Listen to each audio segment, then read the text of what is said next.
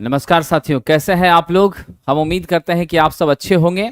मैं आपके बीच उपस्थित हो गया हूं असिस्टेंट लोको पायलट की एग्जामिनेशन जो 2 और 6 मई को होने वाली है। उस एग्जामिनेशन के लिए इलेक्ट्रीशियन ट्रेड के 75 प्रश्नों के साथ। तो आज हमारा टेस्ट नंबर 22 है और टेस्ट नंबर 22 के प्रश्नों पर हम आपके बीच चर्चा करने के लिए आज उपस्थित हैं। आइए देखते हैं हमारा आज का पहला प्रश्न आपके बीच क्या है साथियों।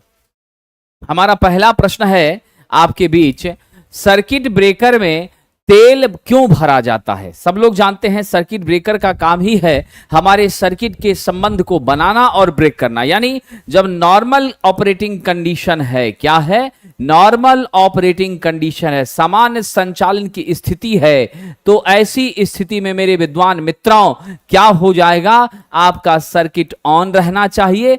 जैसे ही आपकी क्या हो जाएगी, अब नॉर्मल कंडीशन होगी, सर्किट आपकी क्या हो जाएगी, ऑफ हो जाएगी। ठीक है, यानी सर्किट को डिस्कनेक्ट कर दिया जाएगा। और इसको डिस्कनेक्ट करने की स्थिति जब पैदा होती है तो वह किसके कारण होती है, रिले के कारण होती है। रिले मैसेंजर का काम करता है, सूचना देता है, और फिर आपकी ट्रिपिंग कॉइल जब ट्रिप करती है तो सर्किट ब्रेकर का संपर्क बिल्कुल साहब जी टूट जाता है और हमारी सिस्टम सेफ और सुरक्षित हो जाती है। ये तेल, इसका डाइलेक्ट्रिक स्ट्रेंथ आप जानते हैं।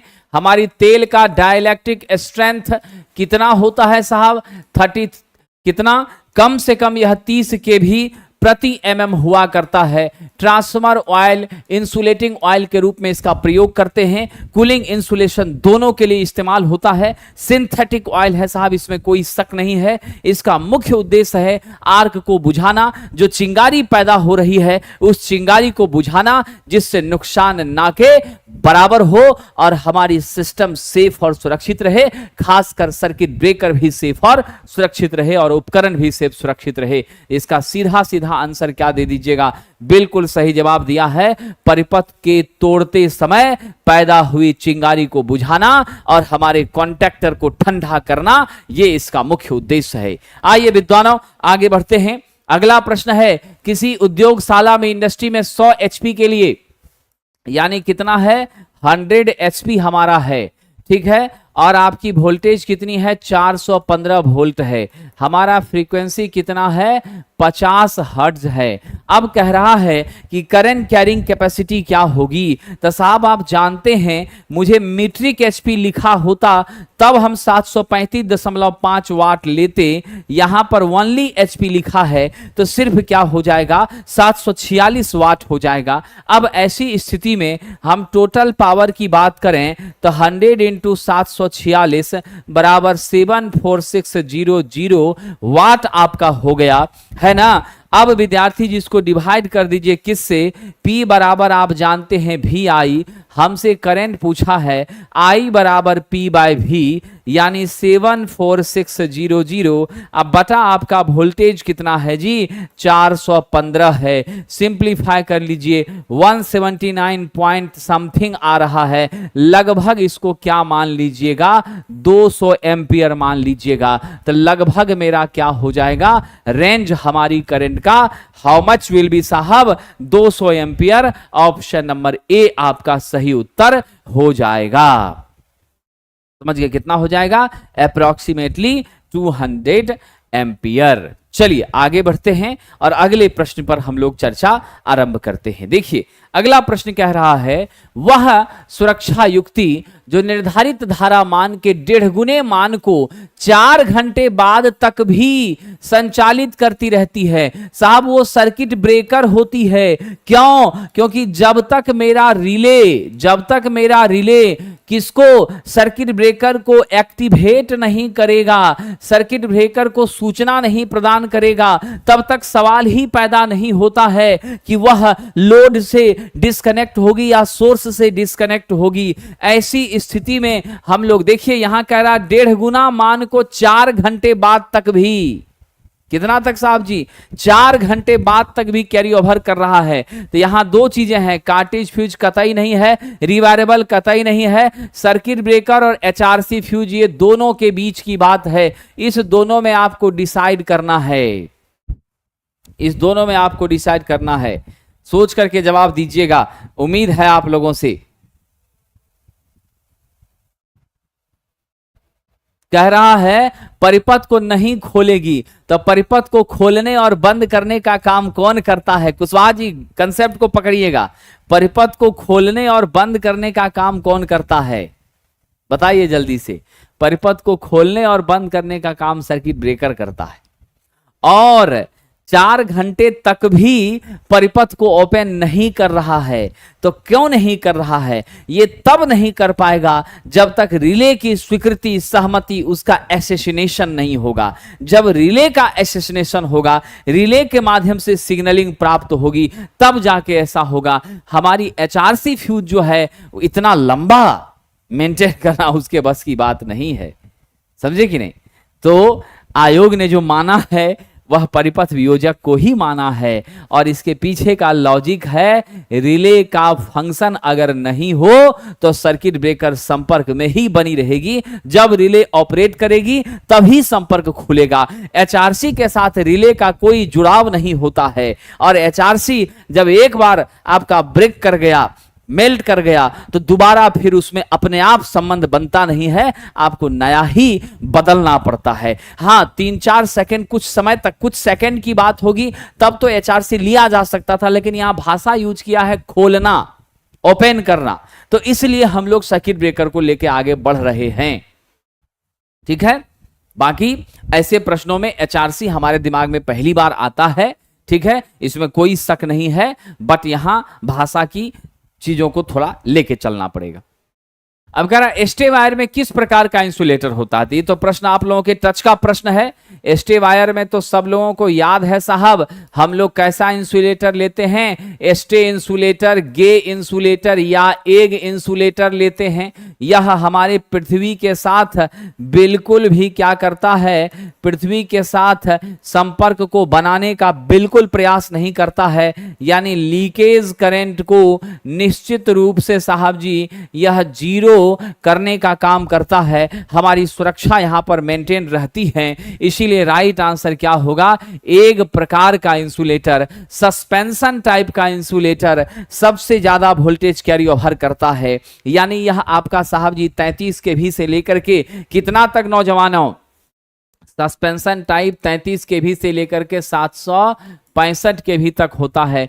पिन टाइप हमारा 33 केवी तक यूज करते हैं। साइकिल का प्रयोग जो है हम लोग कम ऑपरेशन ऑफ वोल्टेज, यानी कम वोल्टेज के लिए किसका प्रयोग करते हैं? साइकिल का प्रयोग करते हैं, यानी हम लोग 1000 मतलब 1 केवी हो गया, डिस्ट्रीब्यूशन वगैरह में जब आपको बाईपास करना है लाइन को, तब वैसे जगहों पर साइकिल का यूज करते हैं। ठीक है, और यही सस्पेंशन स्ट्रेन बन जाती है जब इसको हम लोग कैसे यूज करते हैं साहब? यही स्ट्रेन बन जाती है जब इसको हॉरिजॉन्टली यूज करते हैं। और बिल्कुल शर्मा जी आपने सही कहा है कि सस्पेंशन टाइप इंसुलेटर में एक डिस्क जो होती है वह मेरी 11 केवी को कैरी ओवर करती है। क्या करती है? 11 को कैरी ओवर करती है साहब, ध्यान रखिएगा। ठीक है, नॉर्मली साइकिल को हम 1 केवी से कम कह सकते हैं। क्या कह सकते हैं? 1 केवी से कम। बिजली वितरण लाइन में यानी इलेक्ट्रिकल डिस्ट्रीब्यूशन लाइन में कंडक्टर का आकार किस पर निर्भर करता है? तो स्पष्ट सी बात है, किसी भी कंडक्टर का आकार यानी साइज ऑफ कंडक्टर मोटा होगा कि पतला होगा, यह बिल्कुल डिपेंड करता है साहब जी करंट कैरिंग कैपेसिटी पर। किस पर डिपेंड करता है?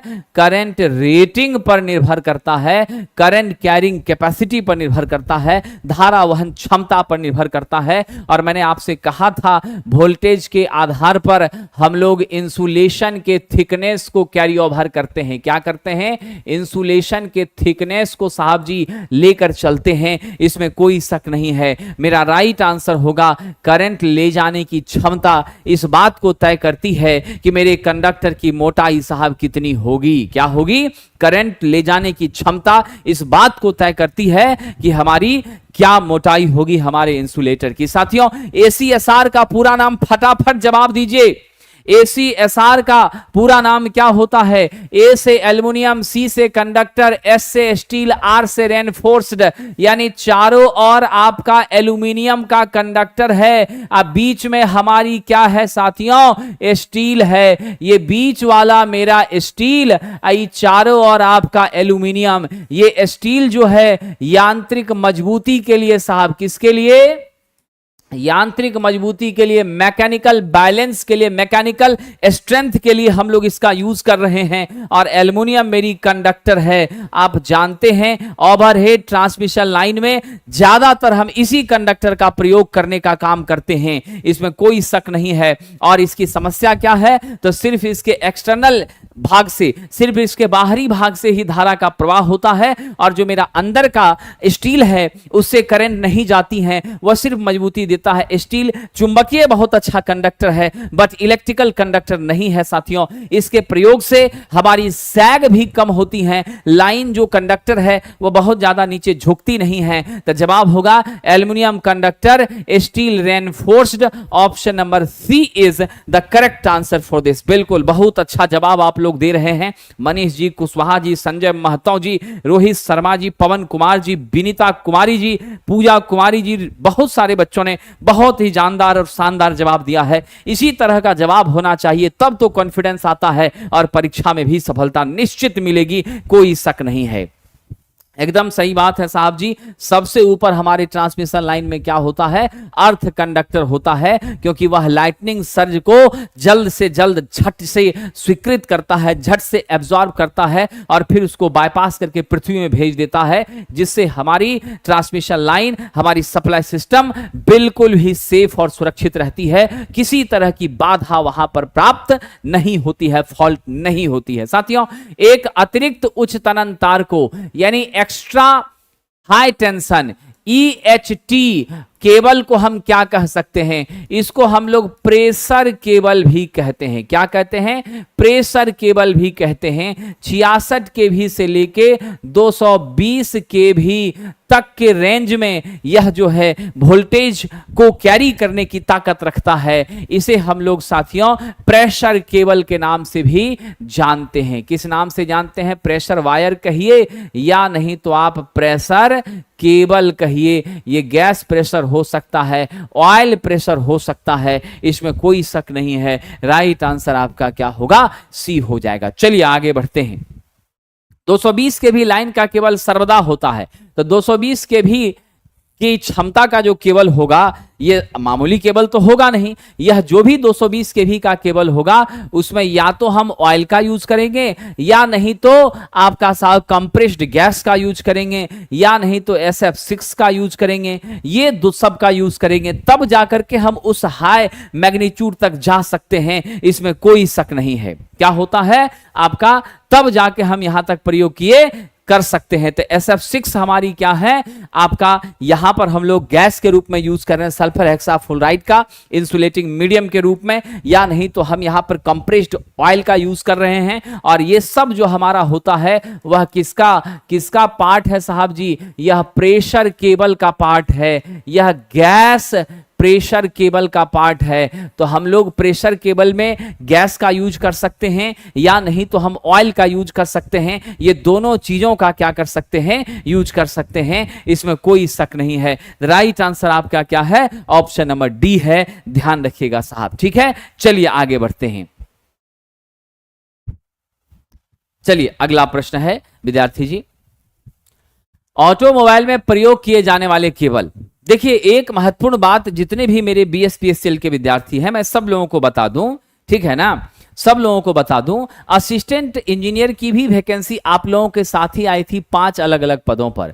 असिस्टेंट इंजीनियर का ज्वाइनिंग हो गया, गेट के स्कोर पर उसका चयन होना था, डॉक्यूमेंट वेरिफिकेशन हो गया, एवरीथिंग फाइनल होकर उसकी ज्वाइनिंग हो गई, ठीक है। अब जो 4 अन्य पद हैं जिस पर परीक्षा होनी है वही बचा हुआ है। जूनियर इंजीनियर बचा हुआ है, टेक्नीशियन बचा हुआ है, क्लर्क बचा हुआ है ना, ये सब जो हमारे पद हैं, अकाउंटेंट बचा हुआ है। तो ये सारे पद पर ही सिर्फ परीक्षा अब होनी है। अब परीक्षा की बात, बहुत सारे बच्चे अफवाह फैलाते हैं कि परीक्षा होगा ही नहीं, होगा ही नहीं। अरे भाई साहब, ये गलत बात है, ऐसा मत बोलिए। परीक्षा तो गारंटी के साथ होगी। हाँ, ये बात जरूर है कि विलंब हो रहा है, जिससे हमारी परेशानी बढ़ रही है, हमारी चिंता बढ़ रही है, समस्याएं बढ़ रही है। तो परीक्षाएं जल्दी हो जाए, स्वसमय हो जाए, उस पर हम सब मिल करके प्रयास करेंगे, एकजुट होकर प्रयास करेंगे और सामूहिक प्रयास की ताकत से उस परीक्षा को भी हम समय पर करवा पाने में सफल हो जाएंगे। लड़ना तो हमेशा से हम लोगों को पड़ा है, वैकेंसी निकलवाने के लिए लड़ना पड़ा है, फॉर्म भरवाने के लिए लड़ना पड़ा है, परीक्षा करवाने के लिए लड़ना पड़ेगा, रिजल्ट के लिए लड़ना पड़ेगा और फिर ज्वाइनिंग के लिए लड़ना पड़ेगा। तो लड़ाई और पढ़ाई दोनों को साथ लेके चलना है और मानसिक रूप से स्टेबल भी रहना है। देखिए ना, चमत्कार होगा, निश्चित रूप से चीजें बदलेंगी, कोई रोक नहीं सकता है। ऑटोमोबाइल में प्रयोग किया जाने वाला केबल कौन सा होगा साहब? तो हम लोग यहाँ पे VIR इंसुलेटेड केबल का यूज करते हैं, यानी यहाँ पर इंसुलेटिंग मटेरियल के रूप में हम किसका यूज करते हैं साहब? वल्कनाइज्ड इंडियन रबर का यूज करते हैं। और VIR का निर्माण जो है 130 डिग्री सेल्सियस से 160 डिग्री सेल्सियस के तापमान पर 1 से 5% सल्फर और आपका लेड परऑक्साइड, इन सब का रेड लेड, इन सब को मिला करके तब जाकर के इसको क्या किया जाता है? तैयार किया जाता है। और एक छोटी सी बात जो याद रखना कि VIR के साथ नंगे कॉपर के तार का कभी सीधे सीधे प्रयोग हम लोग नहीं करना है। अगर नंगे कॉपर का प्रयोग करिएगा तो तुरंत आपस में क्या होगी? रिएक्शन होगी और मेरी कॉपर छत विछत हो जाएगी। इसीलिए कॉपर को रिएक्शन से बचाने के लिए हम लोग डेफिनेटली किसका यूज करते हैं? तो हम लोग साहब यूज करते हैं, गौर करिएगा, कॉपर के ऊपर टीन की पतली परत चढ़ा देते हैं और तब जाके रिएक्शन नहीं होता है। और यह टीन की पतली परत चढ़ाने की प्रक्रिया क्या कहलाती है? टीन की पतली परत चढ़ाने की प्रक्रिया याद रखना साहब, यह कहलाती है टिंड कॉपर। क्या कहलाती है? टिंड कॉपर कहलाती है। चलिए अगला प्रश्न है, ट्रांसमिशन लाइन डैश जोड़ती है? बहुत अच्छा सवाल है, गौर करके जल्दी से जल्दी आंसर दीजिएगा। क्या करती है? पावर स्टेशन से स्टेप डाउन सब स्टेशन को जोड़ने का काम करती है, जनरेटिंग स्टेशन से हमारे सब स्टेशन को जोड़ने का काम करती है। और फिर उस सब स्टेशन से कंज्यूमर्स का क्या होता है साहब जी? संपर्क होता है, कॉम्बिनेशन होता है। और फिर वो कंज्यूमर्स यानी प्राइमरी ट्रांसमिशन, फिर सेकेंडरी ट्रांसमिशन, फिर प्राइमरी डिस्ट्रीब्यूशन, फिर सेकेंडरी डिस्ट्रीब्यूशन, और देन जाकर के फिर क्या होता है? तो हमारा संबंध बनता है। सब स्टेशन से उपभोक्ता को जोड़ने का काम सेकेंडरी डिस्ट्रीब्यूशन करता है। कुशवाहा जी बिल्कुल सही जवाब आपने दिया है। क्या होता है? पावर स्टेशन से सब स्टेशन को जोड़ने का काम ट्रांसमिशन लाइन करती है। और ये काम कौन करता है? डिस्ट्रीब्यूशन, सेकेंडरी डिस्ट्रीब्यूशन करता है। ठीक है, राइट आंसर है ऑप्शन नंबर बी। साथियों, असिस्टेंट लोको पायलट 2025 ये वाली वैकेंसी के लिए तो टेस्ट हम आपसे डिस्कस कर ही रहे हैं, जो 2 और 6 को एग्जाम होना है। लेकिन जिसका एग्जाम अगले 6 महीने बाद होना है, फॉर्म भरना शुरू हो चुका है ना? एप्लीकेशन स्टार्ट हो गई है 9,970 पोस्ट के लिए। और जो बच्चे चाहते हैं, क्योंकि आप देख रहे हैं कि CBT 1 का रिजल्ट देने के बाद समय नहीं देता है, बहुत कम समय में परीक्षा CBT 2 की ले ली जाती है और ट्रेड का बड़ा महत्व होता है और ट्रेड बहुत कम समय में अच्छे से पढ़ पाना पॉसिबल नहीं है। तो हम एक फाउंडेशन बैच लेकर आए हैं जो 0 लेवल से चलेगा, विशेषकर ALP के लिए। ये 22 अप्रैल से संचालित हो रहा है। प्लेटफॉर्म बाय नवीन कुमार सिंह संस्थान, बाजार समिति, रेनबो बिल्डिंग में। साथियों, शाम 6 से 7 PM में रेगुलर क्लासेस होंगी। ऑफलाइन में 3500, ऑनलाइन में 999 इसकी फी है। क्वेश्चन, थ्योरी, प्रैक्टिस सभी चीजें आपको करवाई जाएंगी। हाथ से लिखकर भी पढ़ाया जाएगा और मटेरियल की मदद से भी पढ़ाया जाएगा। दोनों चीजों का कॉम्बिनेशन होगा। यह आपकी परीक्षा में आपको बहुत मजबूती दिलाएगा। और यह फाउंडेशन बैच अगर आप पढ़ते हैं, लगभग सभी परीक्षाओं में आपको काफी हेल्प मिल जाएगा। चलिए आगे बढ़ते हैं। कोरोना लॉस किस पर निर्भर नहीं करता? बड़ा अच्छा प्रश्न है साहब जी। कोरोना लॉस किस पर निर्भर नहीं करता है? तो कोरोना लॉस जो है मौसम की स्थिति पर निर्भर करता है, कंडक्टर मटेरियल पर निर्भर करता है, टाइप ऑफ कंडक्टर रुखड़ा है, सतह की मुलायम है, सॉफ्ट है, इन सब बातों पर निर्भर करता है, क्लीन लाइनेस पर निर्भर करता है। क्या जरा सोच कर बताइएगा साहब, what will be the correct answer for this? सोच के बताइए। कोरोना हानि किस किस पर निर्भर नहीं करती है? तो कंडक्टर की ड्राइनेस पर निर्भर करती है, मौसम की स्थिति पर निर्भर करती है। स्वच्छता, अगर साफ सुथरा है, डस्ट फ्री है तो क्या होता है, गौर कीजिएगा, साफ सुथरा है, डस्ट फ्री है तो क्या होता है, तब भी हमारी कोरोना कम होती है। ये type of conductor material, material किस पदार्थ का है, इससे विशेष असर नहीं है। तो हम लोग क्या लेंगे साहब, ये कंडक्टर मटेरियल जो है यह आपका मायने रख रहा है। ठीक है, कंडक्टर मटेरियल। राइट आंसर क्या दीजिएगा यहां पर, ऑप्शन नंबर बी हो जाएगा। क्या होगा सरकार, ऑप्शन नंबर बी हो जाएगा। ठीक है, कोरोना में सब लोग जानते हैं पदार्थ की साफ सफाई, मौसम की स्थिति सब पर निर्भर करता है, लेकिन मटेरियल कौन सा है, एल्युमिनियम है कि कॉपर है, क्या है साहब, एल्युमिनियम है कि कॉपर है कि स्टील है, ये बहुत वैल्यूएबल चीज नहीं है, इससे बहुत ज्यादा इंपैक्ट यहां नहीं पड़ रहा है। ठीक है, चलिए आगे बढ़ते हैं। बी ही टिक लगाए हैं सरकार, ऑप्शन नंबर बी। ये हमने समझाने के लिए यहां टिक किया है कि कंडक्टर की रुक्षता पर डिपेंड करता है, स्वच्छता पर निर्भर करता है, मौसम की स्थिति पर निर्भर करता है, लेकिन किस पे नहीं करता है, तो बी जो है उस पर नहीं करता, इसीलिए बी लेंगे।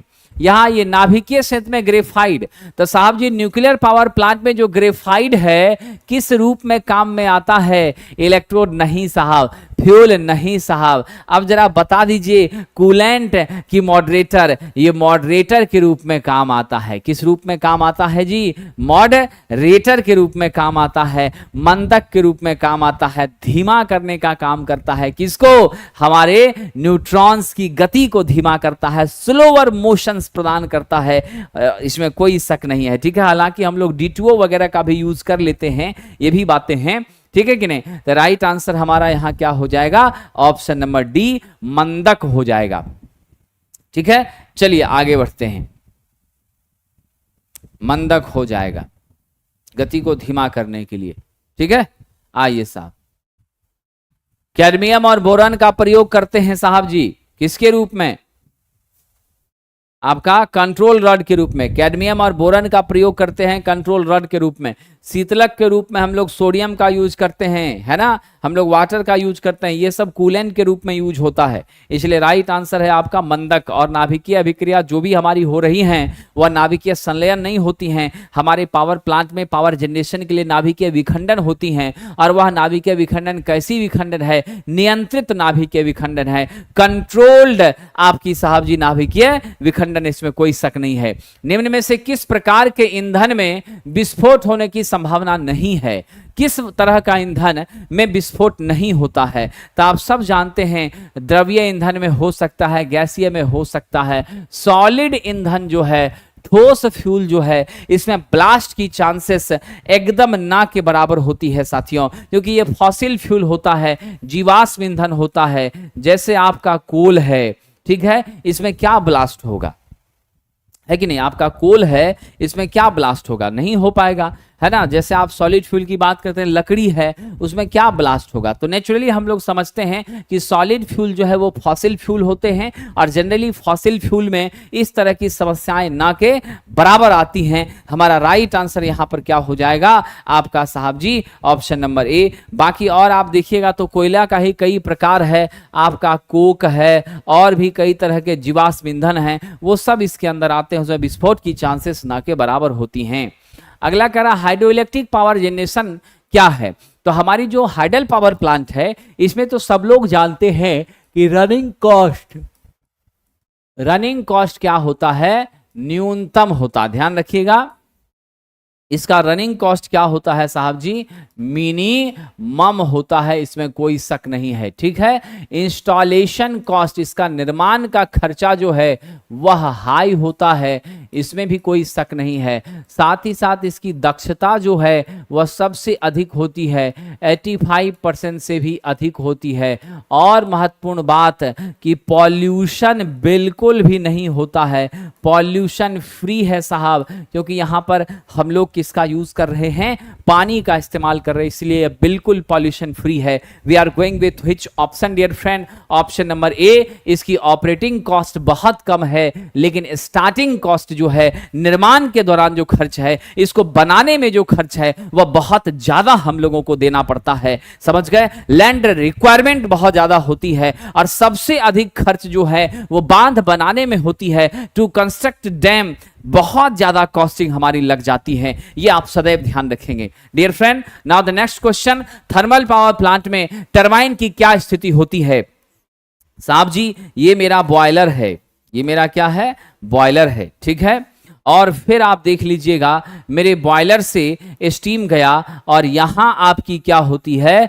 टरबाइन होती है। क्या होती है? टरबाइन होती है। और इस टरबाइन के साथ से क्या कपल होता है? मेरा अल्टरनेटर जो है साहब, मेरा अल्टरनेटर कपल्ड होता है। तो क्या पोजीशन हो गई मेरे टरबाइन की?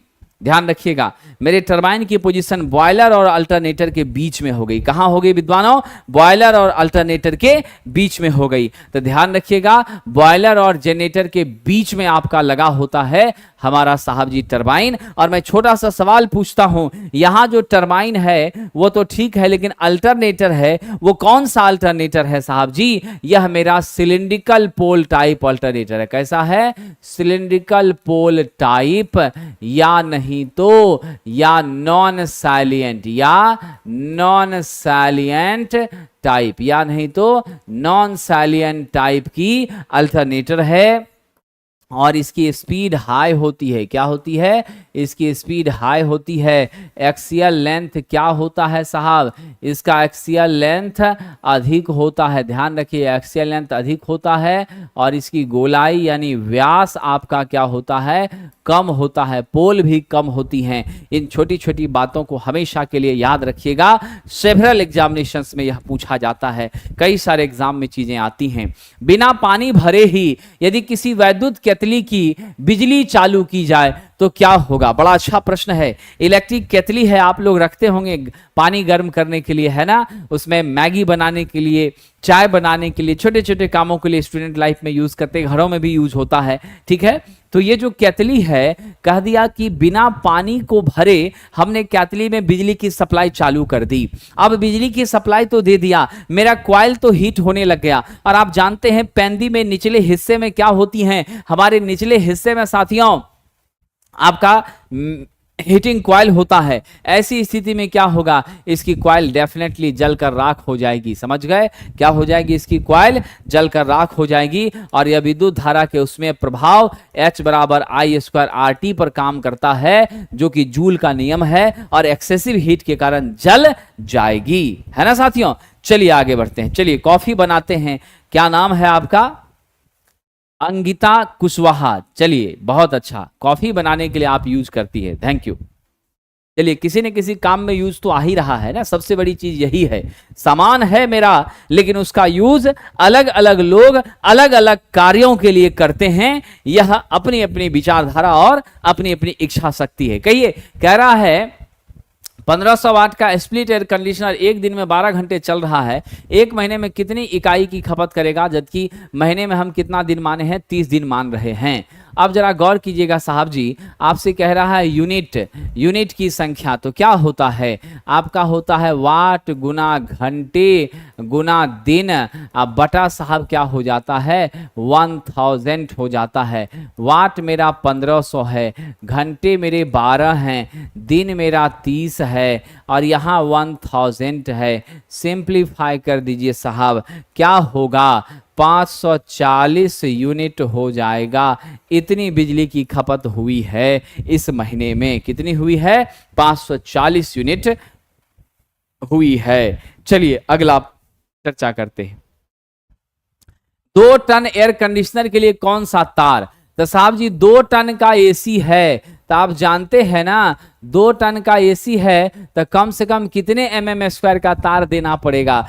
जल्दी से जवाब दीजिए साहब जी। 2 टन एसी है तो हमारा सबसे मोटा कौन तार है? 4 mm स्क्वायर है, यह हमको देना पड़ेगा। और नॉर्मली आप जानते हैं कि हम एसी की जो रेटिंग है वो टन में लेते हैं। कहिए क्यों टन में लेते हैं साहब? उसके पीछे का कारण जरा देख लीजिए कि टन में इसलिए लेते हैं क्योंकि 1 टन बर्फ को आप कमरे में रख दें तब जितनी ठंडक महसूस होगी उतनी ही ठंडक उस 1 टन के एसी के प्रयोग से होती है। इसी कारण से हम लोग क्या करते हैं, टन में इसको कैलकुलेट करते हैं। ऐसा नहीं कि उसका वजन टन में होता है, ठीक है। यह क्या है? एक रिलेटिव स्टडी है साहब जी, आपेक्षिक रिलेशन को हम यहां पर बताने का प्रयास कर रहे हैं। प्रणाली में आपात उपयोगी बैटरियां डैश होती हैं, यानी emergency use batteries in the system are. Emergency में हम लोग किसका यूज करते हैं? Nickel metal hydroxide, alkaline, nickel cadmium, lithium ion. What is the correct for this dear friend? You always remember that nickel cadmium का use करते हैं। क्या करते हैं? निकेल कैडमियम का यूज करते हैं। इसको लंबे समय तक क्या किया जा सकता है? लंबे समय तक सुरक्षित इसको रखा जा सकता है। क्या किया जा सकता है? लंबे समय तक सुरक्षित रखा जा सकता है, इसमें कोई शक नहीं है। क्या होता है? लंबे समय तक इसको सुरक्षित रखा जा सकता है। और जो मेरी निकेल कैडमियम है यह भी रिचार्जेबल सेल है। कैसा सेल है जी? रिचार्जेबल सेल है। आपको याद है ना, सबसे ज्यादा प्रयोग तो हम लोग लेड एसिड सेल का करते हैं, लेकिन लेड एसिड सेल को लंबे समय तक आप यूं ही छोड़ दीजिएगा तो फिर नुकसान हो जाती है, बकलिंग होने लगती है, प्लेट्स डैमेज हो जाती हैं। तो उसके ऑयल, उसके अंदर जो हमने डाला हुआ है इलेक्ट्रोलाइट को, उसको हटाना पड़ता है, सुखा के तब लंबे समय तक छोड़ना पड़ता है। ये समस्याएं हमारी होती हैं, ठीक है। चलिए, बहुत अच्छा प्रश्न है। तो यूपीएस के साथ हम लोग इसी को अटैच करने का काम करते हैं। पॉजिटिव प्लेट निकेल आलेपित स्टील की होती है। क्या होती है इसकी जो पॉजिटिव प्लेट है वह आपकी स्टील की तो है, लेकिन उस पे क्या लगा हुआ है? निकेल का लेप लगा है। क्या लगा है साहब? स्टील की प्लेट तो है लेकिन उसके ऊपर निकेल का लेप लगा हुआ है। तो निकेल का लेप लगा हुआ स्टील का मेरा पॉजिटिव क्या होता है? यहां पर प्लेट होता है, इसमें कोई शक नहीं है।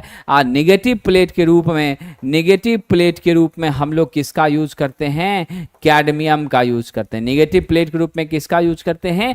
कैडमियम का यूज करते हैं, ठीक है। तो राइट आंसर आपका क्या है? ऑप्शन नंबर बी है।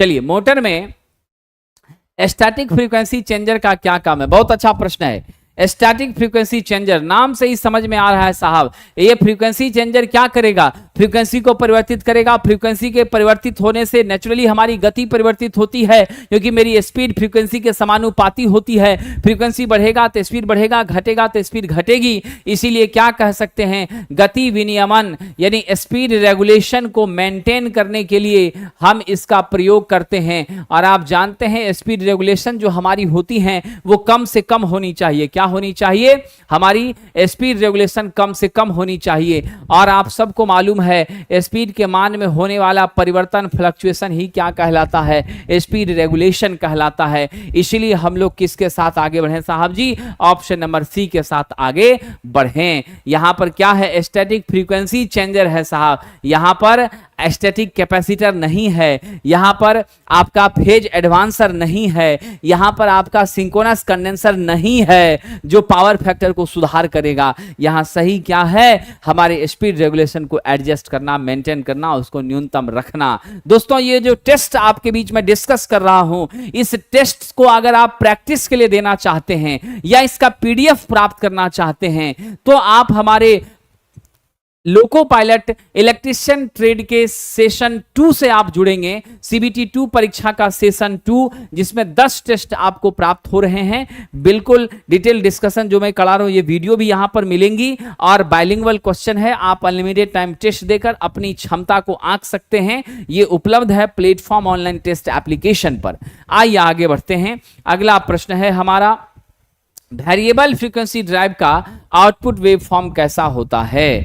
VFD इसको शॉर्ट में कहते हैं, वेरिएबल फ्रीक्वेंसी ड्राइव। तो हमारी जो VFD है इसका आउटपुट वेव क्या होता है? PWM वाला होता है, pulse width modulated sinusoidal wave form होता है। पल्स विड्थ मॉड्यूलेटेड का मतलब है यह इस तरह की संरचना में हमें प्राप्त साहब जी होता है। Option number D is the correct answer for this my dear friend. क्या हो जाएगा? ऑप्शन नंबर डी जो है वह आपका सही उत्तर हो जाएगा। चलिए आगे बढ़ते हैं। अगला प्रश्न, 3 फेज के विद्युत वितरण पट में यानी आपका साहब जी 3 फेज के पावर डिस्ट्रीब्यूशन बोर्ड में जो वोल्टमीटर प्रयोग किया जाएगा उसका रेंज क्या होना चाहिए? उसका रेंज 0 से 500 वोल्ट होना चाहिए, क्योंकि 3 फेज में वोल्टेज हमारी 400 से 440 वोल्ट के बीच हुआ करती है। और इस रेंज को सस्टेन करना हमारे बस की बात तभी होगी जब हमारा वोल्टमीटर इससे अधिक रेंज का हो, यानी 0 से 500 का हो। Option number D is correct dear friend. चलिए आगे बढ़ते हैं। अगला प्रश्न, घर की वायरिंग में 12 2G NM का क्या अर्थ होता है? 12 2G NM का मतलब 12 आपका साइज ऑफ कंडक्टर बताया है, साइज ऑफ कंडक्टर बताया है कि साहब जी 12 SWG का कंडक्टर है। SWG स्टैंडर्ड वायर गेज होता है जिसके माध्यम से कंडक्टर का व्यास पता चलता है, मोटाई पता चलती है।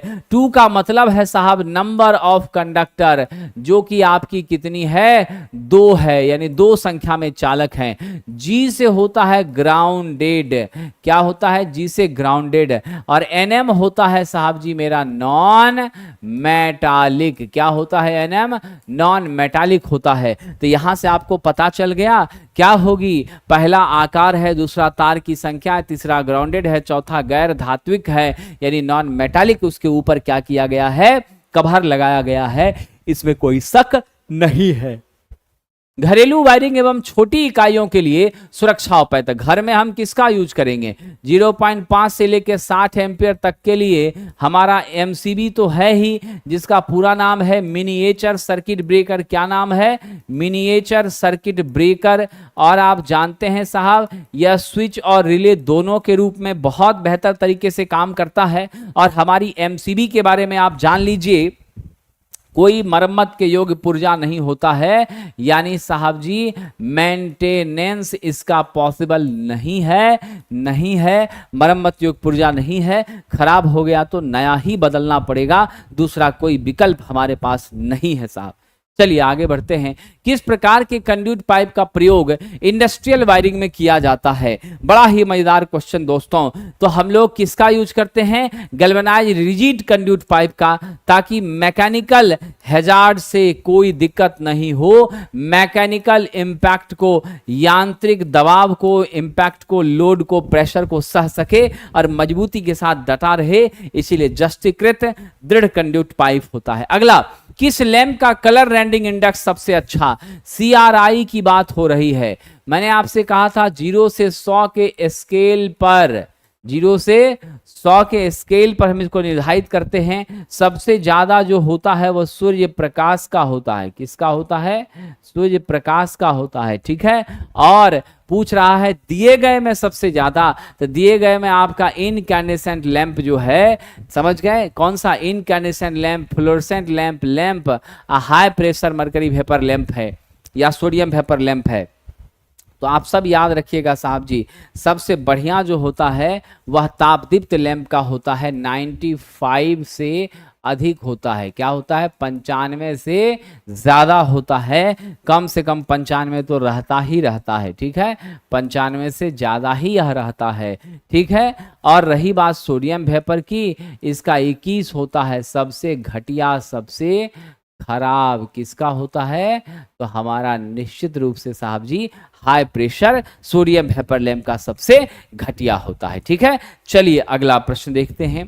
कह रहा 230 वोल्ट की सप्लाई पर डेकोरेटिव सीरीज सेट को, तो आप जानते ही हैं डेकोरेटिव लाइट जब भी होगी सजावटी प्रकाश को हमेशा कैसे जोड़ते हैं जी? श्रेणी क्रम में जोड़ते हैं। कैसे जोड़ते हैं? श्रेणी क्रम में जोड़ते हैं, ठीक है। ऐसी स्थिति में आपका नंबर ऑफ बल्ब की बात हो रही है, तो नंबर ऑफ बल्ब की बात हो रही है तो क्या होगा, 230/6 हो जाएगा। What will be the value, जल्दी बताइएगा। 230/6 होगा तो 38.33 निकलता है।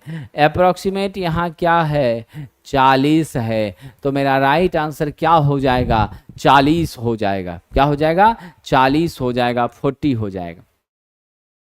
ठीक है, 40 हो जाएगा।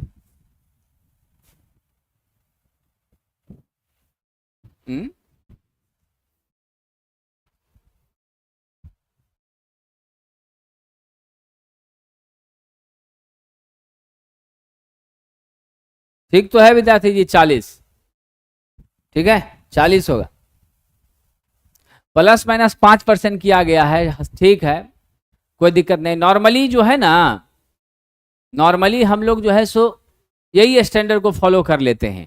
बाकी एक तरीका तो है ही कि ±5% करने का, तो ±5% जब करेंगे तब हमारा क्या हो जाएगा, 2 बढ़ जाएगा। ठीक है कि नहीं, तब आपका 42 हो जाता है। ठीक है, लेकिन जो है इस प्रश्न के लिए 40 उत्तर को ही सही माना गया है, समझे ना, 40 उत्तर को ही सही माना गया है, तो 40 लेके चलिए।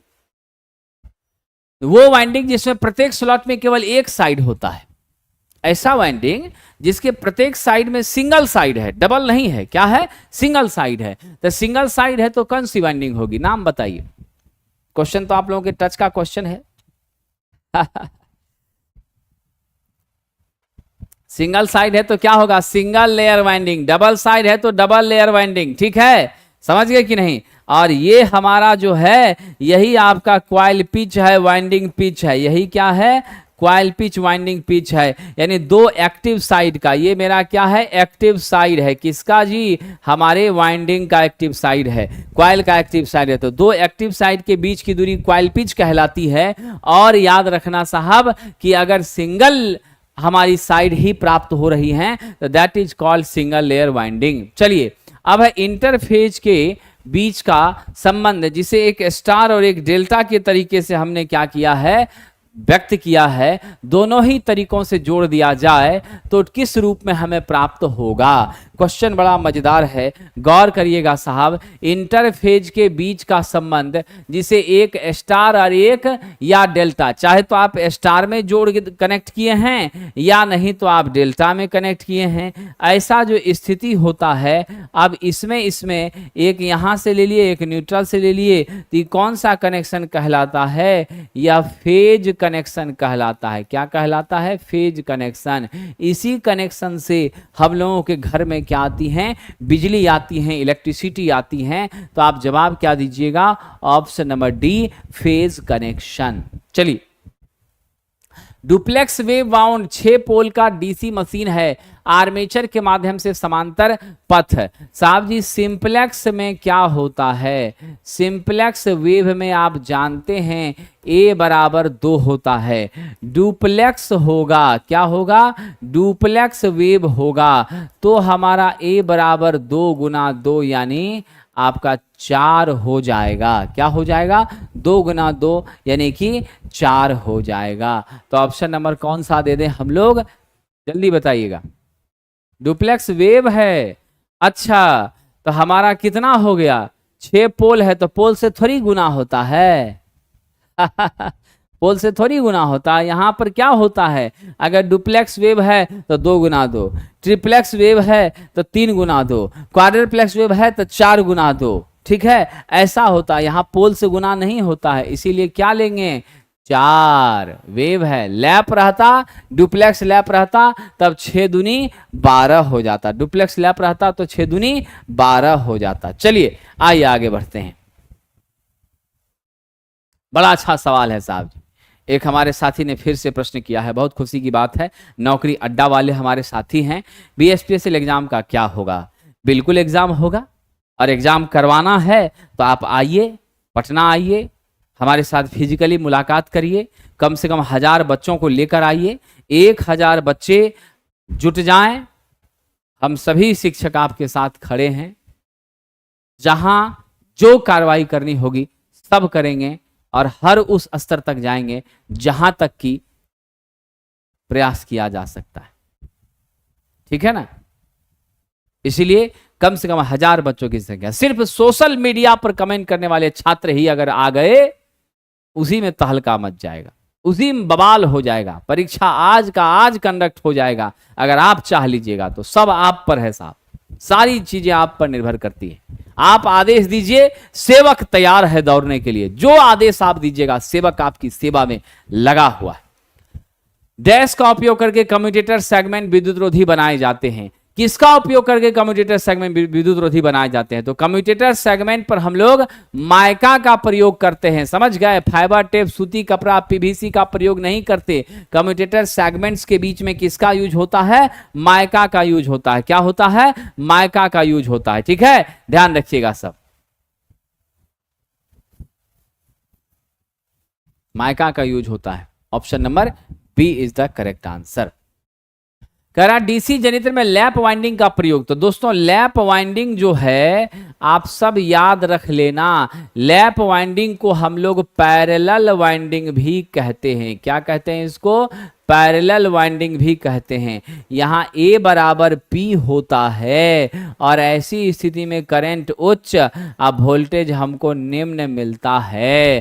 तो क्या जवाब दीजिएगा कि आपका जहां पर उच्च निम्न विभव उच्च धारा की जरूरत हो वहां हम किसका यूज करेंगे? लैप का यूज करेंगे। और जहां पर हमें साथियों उच्च वोल्टेज निम्न धारा की जरूरत हो वहां किसका यूज करेंगे? वेव वाइंडिंग का यूज करेंगे। क्या करेंगे?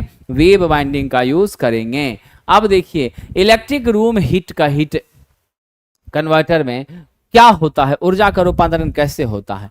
इलेक्ट्रिकल रूम हीट कन्वर्टर, यानी हमारे रूम में जो साहब जी हीट है ना, इलेक्ट्रिक रूम हीट कन्वर्टर विद्युत ऊर्जा को लेता है और उसको किसमें बदल दे रहा है? ऊष्मा ऊर्जा में बदलने का काम कर रहा है। तो यहाँ पर जो हीटिंग की मेथड यूज हो रही है वह रेजिस्टेंस हीटिंग है। और यह रेजिस्टेंस हीटिंग कैसी है? तो इनडायरेक्ट मेथड है। कैसा मेथड है? इनडायरेक्ट मेथड है। मतलब हमारे शरीर को गर्मी चाहिए तो क्या हमारा शरीर डायरेक्ट गर्म हो जाता है क्या? नहीं ना, आपका गर्म होता है कौन? आपका रेजिस्टेंस के कारण हमारी हीट लॉस होती है और उस हीट लॉस के कारण आपकी जो चारों ओर की एटमॉस्फेयर है, हवा के कण हैं, वो गर्म होते हैं। फिर वो गर्म होकर हम तक पहुंचते हैं, तब हमारे शरीर में भी गर्माहट का एहसास होता है। ये बातें ध्यान रखेंगे। राइट आंसर क्या होगा? Resistance heating, that is considered dear friend. Okay, now the next. एक मोटर कन्वर्टर सेट क्या होता है? मोटर कन्वर्टर सेट यानी आपका साहब जी मोटर कन्वर्टर सेट जो होता है समान रूप से मेरा MG सेट होता है। क्या होता है? MG सेट होता है।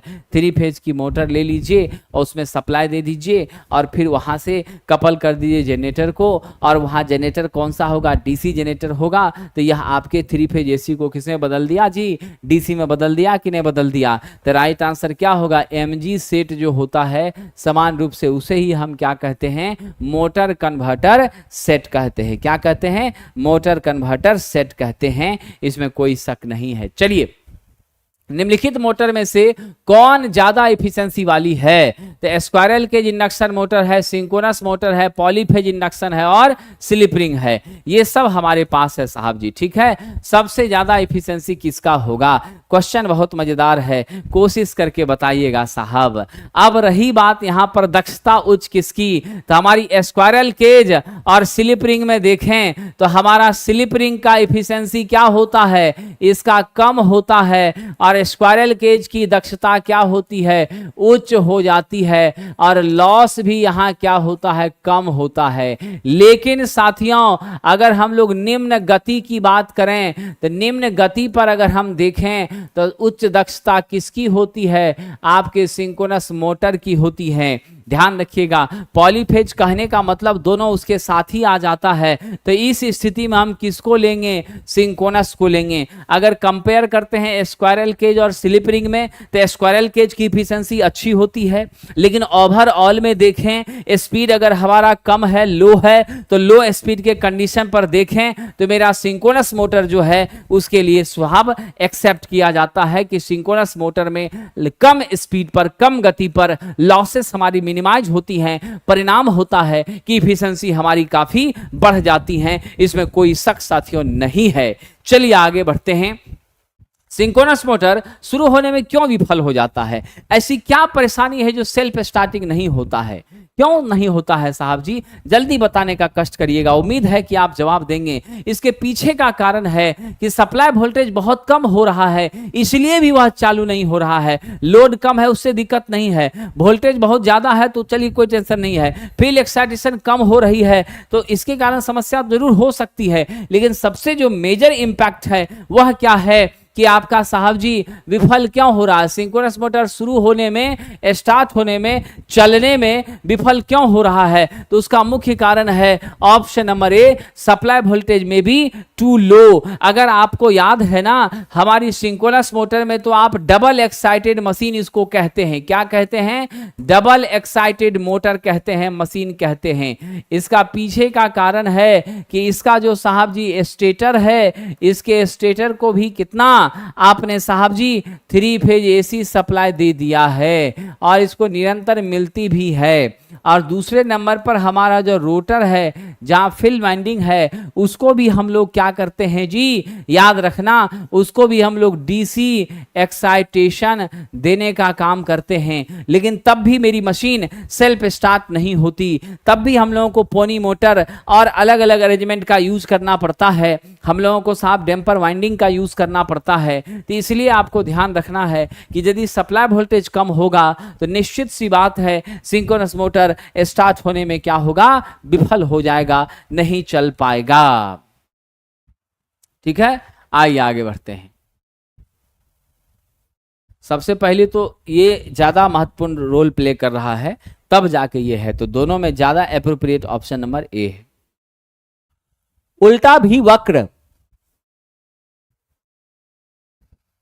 इधर आपका पावर फैक्टर है, इधर आपकी फील्ड करंट है।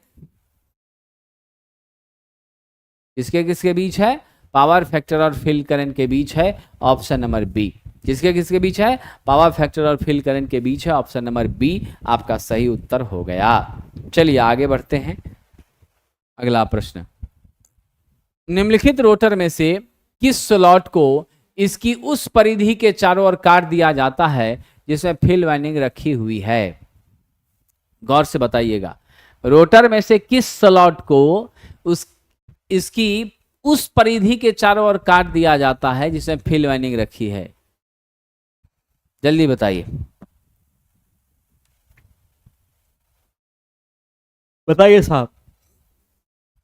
हमारा जो सिलिंड्रिकल पोल है ना, आपको याद है, जो मेरा प्रोजेक्टेड पोल होता है, यहां पर फील्ड वाइंडिंग लगाते हैं ना आप, ठीक है? प्रोजेक्टेड में क्या करते हैं, फील्ड वाइंडिंग यहां लगाते हैं। ये प्रोजेक्टेड है, साइलिएंट है। कैसा पोल है ये? साइलिएंट पोल है। तो हमने क्या काम करना है, नॉन साइलिएंट में यानी सिलिंड्रिकल में ये पूरे भाग को काट देते हैं, हटा देते हैं, रहता ही नहीं है।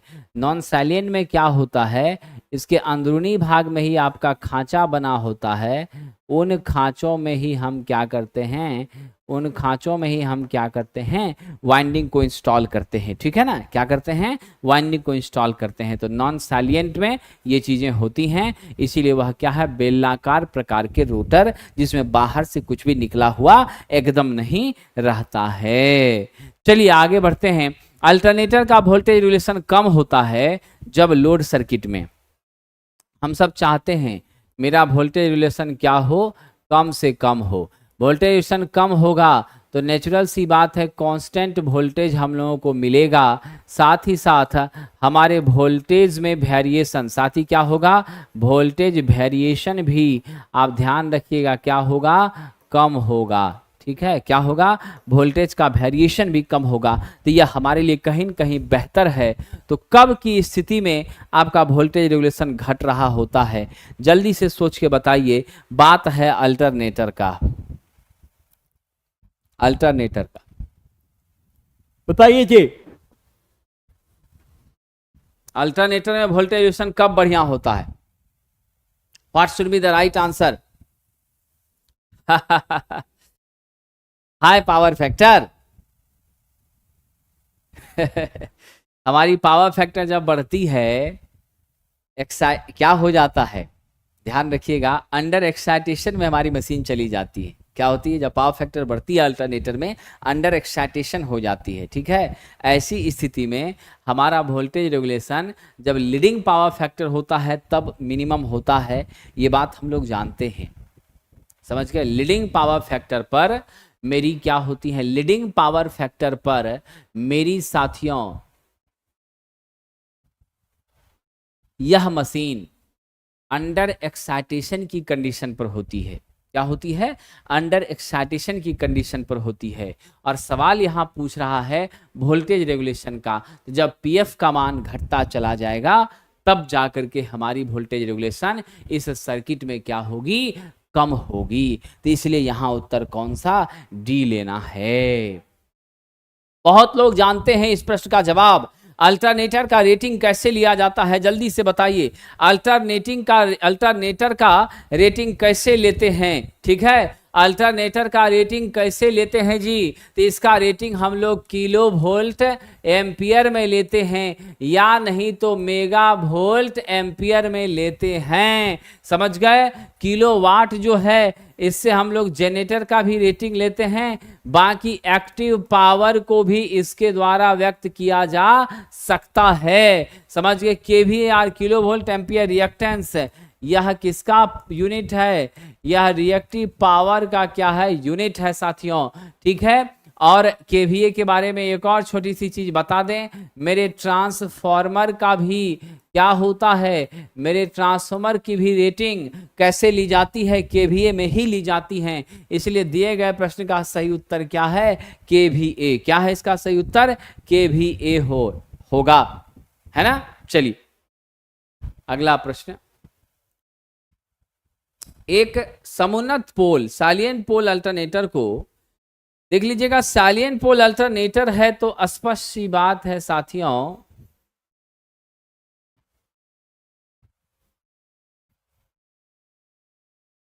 व्यास क्या होगा, अधिक होगा।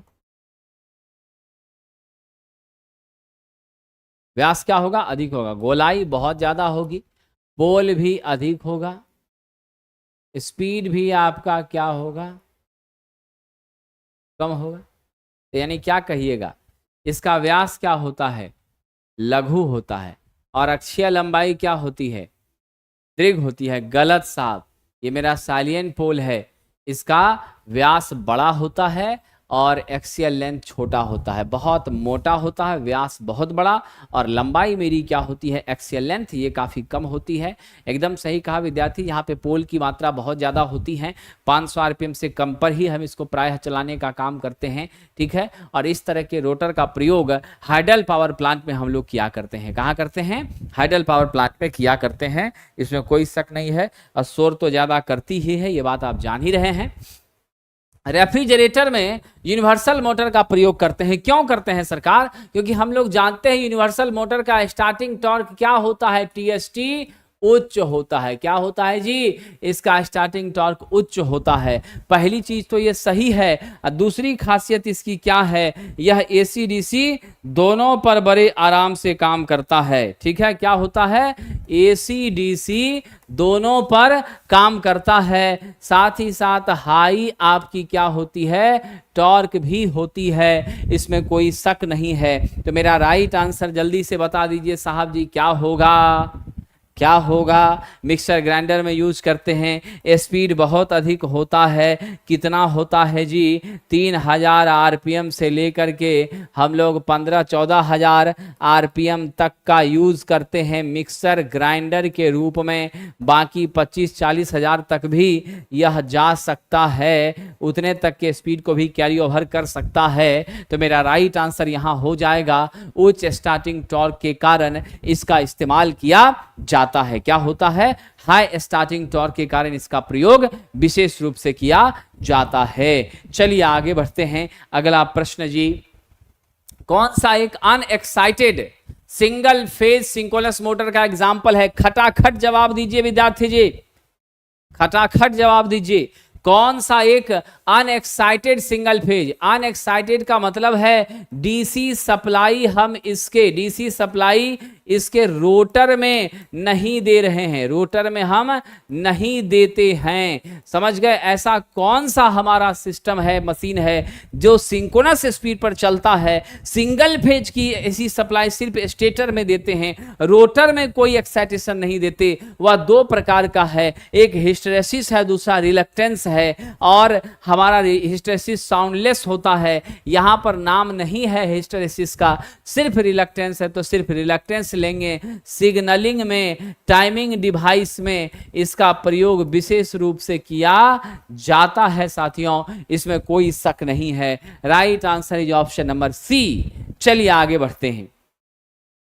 नेक्स्ट क्वेश्चन है, पोर्टेबल ड्रिल में निम्नलिखित में किस मोटर का उपयोग किया जाता है? तो पोर्टेबल ड्रिल में साथियों बिल्कुल बिना किसी चिंता के यूनिवर्सल मोटर का प्रयोग किया जाता है, क्योंकि यही एक यूनिवर्सल मोटर ऐसी है दोस्तों जिस यूनिवर्सल मोटर की खासियत है एसी डीसी दोनों पर चलेगा, स्टार्टिंग टॉर्क भी अच्छा रहेगा, साथ ही साथ साहब स्पीड भी इसकी मैक्सिमम होती है। इन सारे कारणों से हम लोग किसको पसंद करेंगे? ऑप्शन नंबर सी यूनिवर्सल को पसंद करेंगे।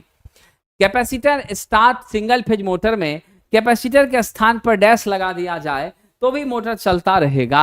गौर करिएगा और जवाब नॉट कंसीडर इज रेजिस्टेंस। अगर हम रेजिस्टेंस लगा देते हैं तो बिल्कुल काम करेगा, और जब यहां रेजिस्टेंस लगा देंगे तो यह क्या हो जाएगी? Resistance start induction motor. इसका नाम क्या हो जाएगा? रेजिस्टेंस स्टार्ट इंडक्शन मोटर हो जाएगा, इसमें कोई शक नहीं है। तो हम राइट आंसर किसके साथ जाएं? बी के साथ जाना। डायरेक्शन में चेंजिंग होगी, ना ही किसी और अन्य चीजों में परिवर्तन होगा। कह रहा किसी टेबल फैन की गति को कैसे नियंत्रित कर सकते हैं? How we are able to control the speed of table fan. तो डियर फ्रेंड आप याद रखना, हम लोग किसी भी टेबल फैन की गति को यदि नियंत्रित करने की इच्छा है तो हम निश्चित रूप से किसके माध्यम से कर सकते हैं? इनपुट वोल्टेज को नियंत्रित करके, यानी इसके लिए हम लोग वोल्टेज रेगुलेटर का प्रयोग करते हैं। और यह वोल्टेज रेगुलेटर क्या काम करता है? तो हमारे इनपुट वोल्टेज को कंट्रोल करने का काम करता है। तो सारा खेल किसका है? वोल्टेज रेगुलेटर का है। आजकल तो इलेक्ट्रॉनिक वोल्टेज रेगुलेटर आ गया है, उसी का प्रयोग सर्वाधिक किया जाने लगा है साथियों, जिससे पावर की भी सेविंग होती है, एनर्जी की भी सेविंग होती है, इसमें कोई शक नहीं है। कह रहा है संकेतन और कला मापन के लिए, यानी सिग्नलिंग के लिए और टाइम मेजरमेंट के लिए कौन सा घड़ी है, मतलब कौन सी मोटर है जो स्मूथ फंक्शन करती है, कांस्टेंट गति पर चलती है, वेरिएशन ना के बराबर होता है, अपने आप को मेंटेन करके रखती हैं? तो याद रखना हमारी साहब जी क्या है? संकेतन और कला मापन, यानी आपकी सिग्नलिंग और टाइम मेजरमेंट के लिए सबसे बेस्ट हमारा क्या है? रिलक्टेंस है। बाकी सैथिल भी single phase AC synchronous machine है। क्या है? सब आपका single phase AC synchronous machine है। तब की फाइनल गति क्या होती है? एनएस बराबर, सब अभी नहीं, लास्ट में एनएस बराबर क्या होती है? 120 F/P। क्या होती है? एनएस बराबर 120 F/P है। मशीन सिंगल फेज की सप्लाई पर चल रहा, लेकिन यह स्पीड कितना मेंटेन कर रहा है? यह स्पीड कर रहा है सिंक्रोनस को मेंटेन। समझ गए? तो रिलक्टेंस यहां ज्यादा अप्रोप्रिएट है। रिकॉर्डिंग के लिए, वीडियो प्लेयर के लिए, साउंड इक्विपमेंट के लिए कौन सा उपयोगी है? हिस्टेरेसिस उपयोगी है। अगला है यूनिवर्सल मोटर के पटलित क्षेत्र में, लेमिनेटेड क्षेत्र में स्टेटर और रोटर के निर्माण के लिए कौन से पदार्थ की कोर बनाई जाती है या यूज करते हैं? जल्दी बताइएगा साहब जी, कौन से पदार्थ की कोर? तो साहब जी पटलित क्षेत्र में स्टेटर रोटर के निर्माण के लिए लेमिनेटेड आयरन कोर नहीं यूज होगा। मेटल कहां से लेंगे? तो गलत चीज है, सिर्फ लोहा नहीं, लेमिनेटेड रहती है तो हमारी क्या हो जाती है? एडी करंट लॉसेस भी कम हो जाती है। क्या होती है? एडी करंट लॉसेस भी हमारी कम हो जाती है, जिससे हमारी इफिशिएंसी डेफिनेटली इंक्रीज करती है, बढ़ती है, इसमें कोई संदेह नहीं है। चलिए आगे बढ़ते हैं। अगला प्रश्न है, 3 फेज प्रेरण मोटर का स्टार्टिंग टॉर्क किसके द्वारा बढ़ाया जा सकता है? तो थ्री फेज इंडक्शन मोटर का स्टार्टिंग टॉर्क हम कैसे बढ़ाएंगे? तो इसका स्टार्टिंग टॉर्क हम बढ़ाएंगे, मेरा टीएसटी समानुपाती होता है रोटर के रेजिस्टेंस का। क्या होता है? रोटर के रेजिस्टेंस का समानुपाती होता है। ऐसी स्थिति में अगर हमने रोटर रेजिस्टेंस को बढ़ाया तो डेफिनेटली मेरी टॉर्क क्या होती है? बढ़ जाती है। क्या होती है? मेरी टॉर्क बढ़ जाती है, इसमें कोई शक नहीं है। बाकी मैं आपको एक और छोटी सी बात बता दूं, स्टार्टिंग टॉर्क मेरा मैक्सिमम हो जाएगा कब? क्या कंडीशन है इसके लिए? इसके लिए कंडीशन है कि R2 X2 के क्या होने चाहिए? बराबर होने चाहिए। ठीक है, क्या कंडीशन है? R2 X2 के बराबर होना चाहिए, तब जाकर के हमारी क्या होंगी? तो साहब जी स्टार्टिंग टॉर्क मैक्सिमम होंगी। इतना ही नहीं जी, इतना ही नहीं, मेरा स्टार्टिंग टॉर्क सप्लाई वोल्टेज का भी क्या है? समानुपाती है, वर्ग का समानुपाती है। यह क्या है? सप्लाई वोल्टेज के वर्ग का समानुपाती है, इसमें कोई शक नहीं है। चलिए आगे कह रहा है, तीन फेज इंडक्शन मोटर द्वारा विकसित टॉर्क किसके बराबर होती है? साहब जी थ्री फेज इंडक्शन मोटर आप जानते हैं सेल्फ स्टार्टिंग होती है। क्या होती है सरकार? सेल्फ स्टार्टिंग होती है। स्टार्ट करने के लिए अलग से कुछ नहीं लगाना पड़ता। स्टार्टर यहां लेते हैं, लेकिन सुरक्षा के लिए लेते हैं दो चीजों से सुरक्षा, एक ओवर करंट से, एक अंडर वोल्टेज से। किससे सुरक्षा? ओवर करंट और अंडर वोल्टेज से सुरक्षा के लिए लेते हैं। अब कह रहा है कि यहां जो टॉर्क विकसित होगा वह क्या होगा साहब? यहां जो टॉर्क विकसित होगा वह निश्चित रूप से हमारे स्टेटर आउटपुट बटे आपका रोटर कॉपर लॉस के रिगार्डिंग हमें साहब जी प्राप्त होगा। यानी हम टीडी समानुपाती क्या हो जाएगी? मेरा टीडी समानुपाती हो जाएगा PM by rotor copper loss. समझिए क्या हो जाएगा? टीडी समानुपाती PM by rotor copper loss हो जाएगा। तो हम किसके साथ आगे बढ़ जाएं? स्टेटर आउटपुट और रोटर के कॉपर के अंत के सापेक्ष, यानी इसके बिल्कुल साहब जी हमारे बराबर हो जाएगा। ठीक है, ऑप्शन नंबर डी। रोटर में स्थानांतरित वायु अंतराल, एयर गैप, नहीं नहीं नहीं, ये तो फिट नहीं बैठ रहा है यहां पर, इसका तो कोई औचित्य यहां समझ में ही नहीं आ रहा है। आपको याद है ये छोटा सा फार्मूला क्या होता है? पीएम बराबर रोटर इनपुट माइनस लॉस होता है। पीएम बराबर क्या होता है? Rotor input minus loss. बात सही है, लेकिन हम लोगों को पीएम थोड़ी पूछा है, हमको टॉर्क पूछा है। हमको क्या पूछा है? टॉर्क पूछा है। और टॉर्क का संबंध होता है टीडी प्रोपोर्शनल होती है पीएम बाय ओमेगा एस के, जहां पर ओमेगा एस जो है ना वो आपका क्या होता है? ओमेगा एस जो है वो आपका मेरी साहब जी डेफिनेटली सिंक्रोनस गति को रिप्रेजेंट करता है, जिसको एनएस से भी हम लोग सूचित कर सकते हैं। ठीक है, ये डिपेंड हमारे अपने रिक्वायरमेंट पर पड़ता है, समझे कि नहीं? तो इसलिए हम यहाँ क्या लिख सकते हैं? रोटर इनपुट पूछेगा तो stator output plus copper loss कह दीजिएगा। ठीक है, इसलिए उत्तर क्या दीजिएगा? D number. Stator output rotor के कॉपर लॉस का जो वेरिएशंस है उसके आधार पर होता है। यही वो मैंने इससे पहले भी आप लोगों को 20 सेट करवा दिया है इसी चैनल पर, 1 से 20 तक, जिसमें कि आपको 1500 क्वेश्चन हो गए, और अभी हम लोग 750 और करवाएंगे, यानी लगभग आप 2500 के आसपास मान लीजिए तो क्वेश्चन हमने आपको करवाने का प्रयास किया है। ये 20 सेट का कंप्लीट डिस्कशन के साथ पूरा टेस्ट अवेलेबल है प्लेटफॉर्म ऑनलाइन टेस्ट ऐप पर, जहां से आपको बहुत फायदा मिलेगा। और 26 सेट की हमारी बुक आई है रुक्मिणी प्रकाशन से, इसे भी आप परचेज कर लेंगे। और 6 सेट यहां पर प्रीवियस का डिटेल डिस्कशन के साथ बाइलिंगुअल में सॉल्यूशन दिया गया है, और 20 मॉडल टेस्ट बनाए गए हैं जिसका भी डिटेल एक्सप्लेनेशन किया गया है। तो बहुत आपको मदद मिलेगी इन दोनों चीजों से साथियों। अगला कह रहा है, स्क्वायरल केज इंडक्शन मोटर चलते समय बहुत शोर कर रहा है और जिस बर्तन में ग्रीस रखा है वह गर्म है। एक तो आवाजों कर रहा है, और जहां ग्रीस है जो उसके आवाज को कम करने में रिस्पॉन्सिबल होता वह भी आपका बहुत गर्म हो गया है। तो यह क्यों हुआ होगा?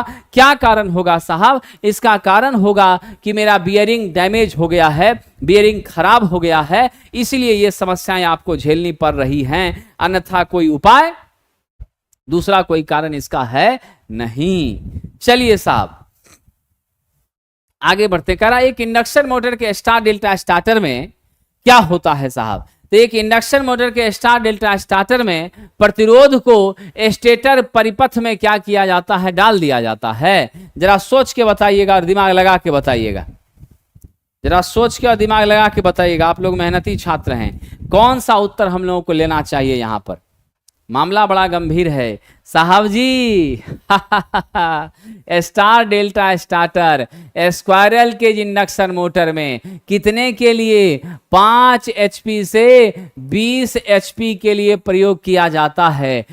स्टार्टिंग के केस में कहाँ रहता है जी मेरा कनेक्शन? स्टार में। और रनिंग के कंडीशन पर यह कहाँ चला जाता है? डेल्टा में। मेरे स्टार्टिंग करंट को 1/3 गुना क्या करता है? कम कर देता है जी। ये ध्यान रखिएगा, क्या करता है? 1/3 जो है वह कम कर देता है। और ऑन बिहाफ ऑफ दिस मेरी वोल्टेज जो होती है 1/√3 हो जाती है, यानी आपका 57.8% कह लीजिए, या बोलचाल की भाषा में 58% कह लीजिए। सप्लाई वोल्टेज का इतना ही यहां पर हमें प्राप्त होता है, इसलिए राइट आंसर हम क्या दे दें? ए नंबर। चलिए आगे बढ़ते हैं। एकदम सही कहा है सरकार आपने। डायरेक्ट ऑनलाइन स्टार्टर मात्र 5 HP तक के लिए यूज होता है। डायरेक्ट ऑनलाइन स्टार्टर में हम बिल्कुल करंट के मान को घटा नहीं पाते हैं। वहां सिर्फ हम लोग ये कर पाते हैं कि सुरक्षा का इंतजाम, बैकअप फ्यूज, रिले वगैरह का यूज करते हैं, जिससे अगर जैसे ही मेरी सप्लाई की करंट बढ़ी तो तुरंत आपका क्या होता है? ट्रिप करके संपर्क ही टूट जाता है, मशीन का संचालन ही बंद हो जाता है, पूरा सिस्टम सेफ और सुरक्षित हो जाता है। चलिए आगे बढ़ते हैं। अगला आप देखिए साहब जी क्या कह रहा है। अगला कह रहा है रोटर के सरल निर्माण के कारण और क्योंकि वे लगभग अटूट हैं, जल्दी टूटते नहीं हैं, किस प्रकार के इंडक्शन मोटर का आमतौर पर इस्तेमाल किया जाता है? सिंपल कंस्ट्रक्शन, रग्ड, मजबूत, है ना, लॉसेस भी कम, और 90 से 95% इंडस्ट्री में इसका प्रयोग भी सबसे ज्यादा वह मेरा होता है स्क्वायरल केज रोटर की संरचना। क्या होती है? स्क्वायरल केज रोटर की संरचना होती है। और विद्वानों ध्यान रखना, स्क्वायरल केज गिलहरी के पिंजरे की आकृति का होता है, दोनों तरफ रिंग है हमारा, है ना, और यह सॉर्टेड है। क्या है? यह सॉर्टेड है साथियों, दोनों तरफ इन रिंग से सॉर्टेड है। और यहां जो सरिया लिए हैं वह सरिया मेरा किस चीज का है? तो वह एल्युमिनियम या कॉपर का मेरा सरिया होता है, बार होता है, इसे कंडक्टर बार कहते हैं। बहुत ही इसकी संरचना सरल, सिंपल और रग्ड हुआ करती है। Option A is correct for this. सरकार कह रहा है स्टार्टिंग करंट शुरुआत में डैश में अधिक होती है।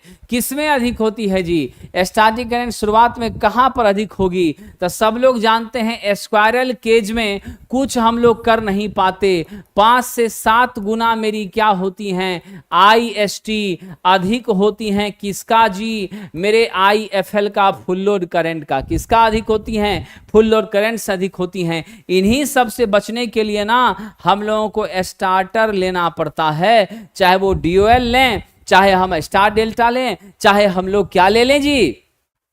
ऑटो ट्रांसफार्मर स्टार्टर ले लें। ठीक है, ये बात ध्यान रखिएगा, समझ गए कि नहीं? तो स्क्वायरल केज में शुरुआती धारा सबसे ज्यादा होती है, और इसके पीछे का कारण है कि मेरी स्टार्टिंग टॉर्क आपका 2 से 2.5 गुना होता है। किसका? आपके फुल लोड टॉर्क का। इनर्शिया के कारण हमें टॉर्क की रिक्वायरमेंट क्या होती है? काफी ज्यादा यहां पर साहब जी आवश्यक होती है। कह रहा है इंडक्शन मोटर के रोटर और स्टेटर डैश से बने हैं। तो साहब इंडक्शन मोटर का रोटर स्टेटर किससे बना है? जरा फटाफट जवाब दे दीजिए आप लोग। इंडक्शन मोटर का स्टेटर और रोटर किस चीज से बना है? जल्दी से जल्दी जवाब दीजिए विद्वान मित्रों, क्या हो जाएगा? लैमिनेटेड कोर से बना है, और लैमिनेटेड कोर का निर्माण किया गया है ताकि मेरी एडी करंट लॉस क्या हो जाए? न्यूनतम हो। क्या हो? मेरी लॉस न्यूनतम हो। ऑप्शन नंबर कौन सा जी सरकार? ए ले लेंगे। चलिए किस स्टार्टर में 3 संकुचक और 1 टाइमर का प्रयोग किया जाता है? तो साहब जी किस स्टार्टर में 3 संकुचक और 1 टाइमर का प्रयोग करते हैं? तो हमारा वह कौन सा है, जल्दी बताइए। 1 टाइमर और 3 हम लोग क्या करते हैं, कॉन्ट्रैक्टर का प्रयोग करते हैं। फटाफट जवाब दीजिए, बड़ी उम्मीद है आप लोगों से साहब। ऑटोमेटिक स्टार डेल्टा स्टार्टर में 3 ही इस्तेमाल किया जाता है, कॉन्ट्रैक्टर और 1 होता है टाइमर। जैसे टाइमर हो गया तो ऑटोमेटिक आ गया, क्योंकि टाइम सेट कर दिया है और अपने आप फिर वह क्या करेगा विद्वानों, अपने आप फिर वह संचालन की स्थिति को अप डाउन चालू कर देगा, चालू बंद कर देगा। समझ गए कि नहीं?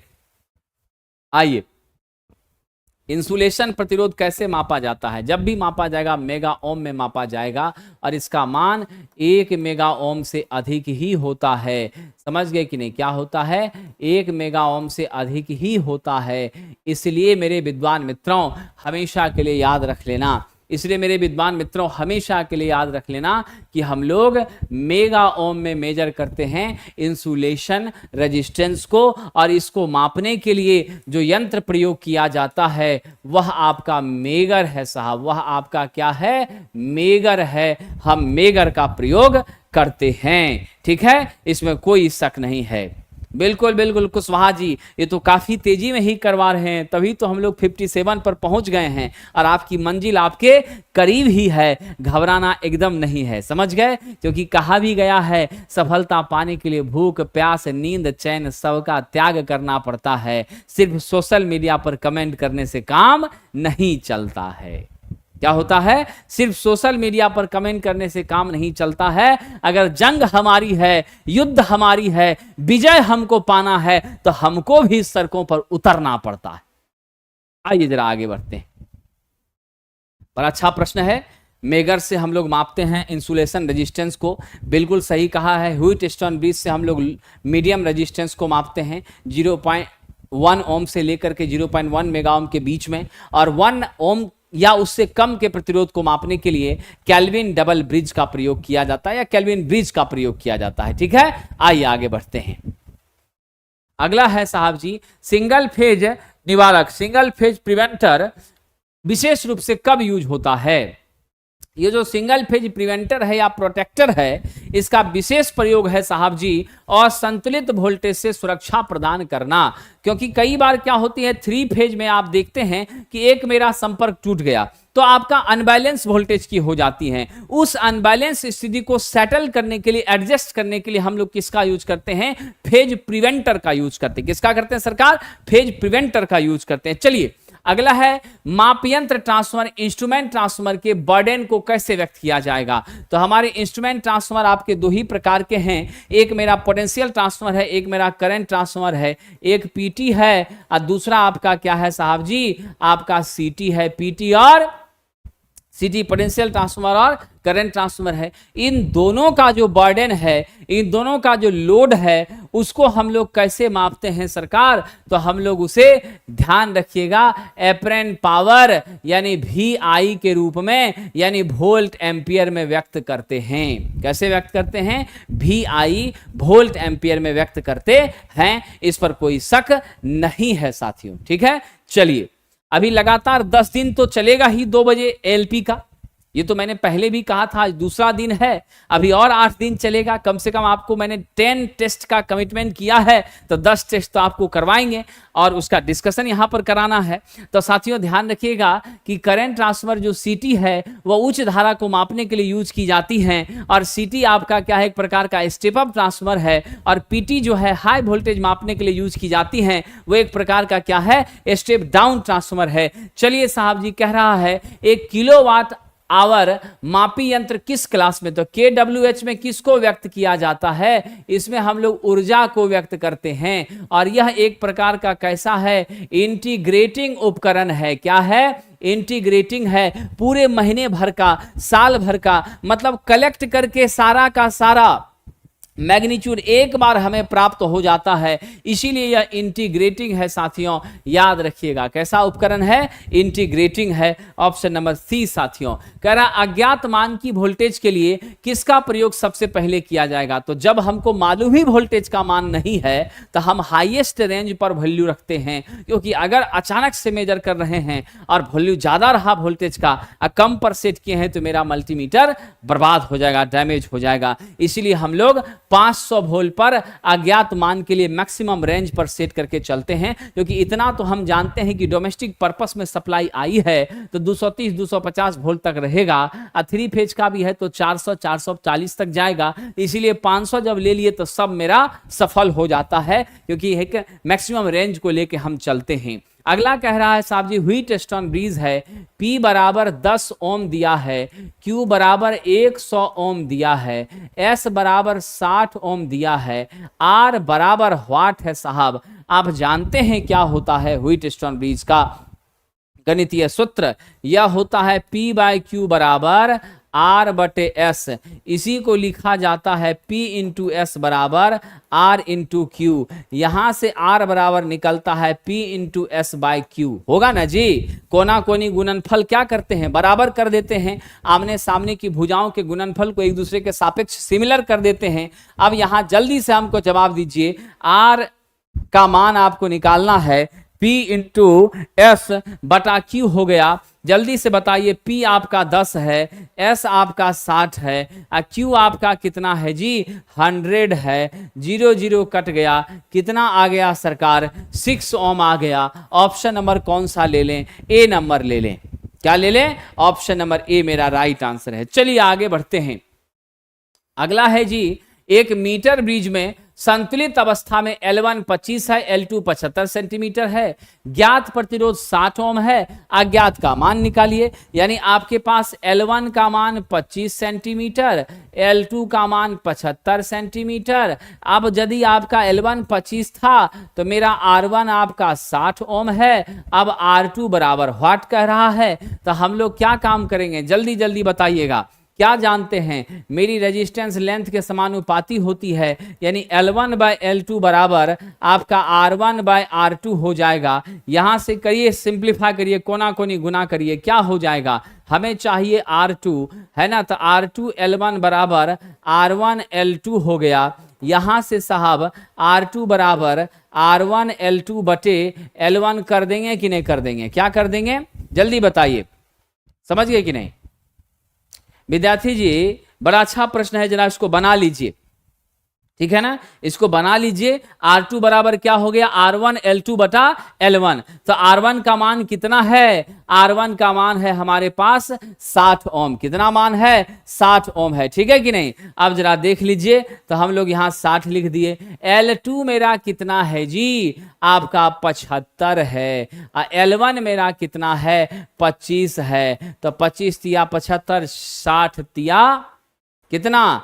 18, 180 ओम हो जा रहा है। 180 ओम हो जा रहा है कहीं पर जी। 180, ये तो 180 हम लोगों का आ गया। कहां पर मिस किए हैं हम लोग?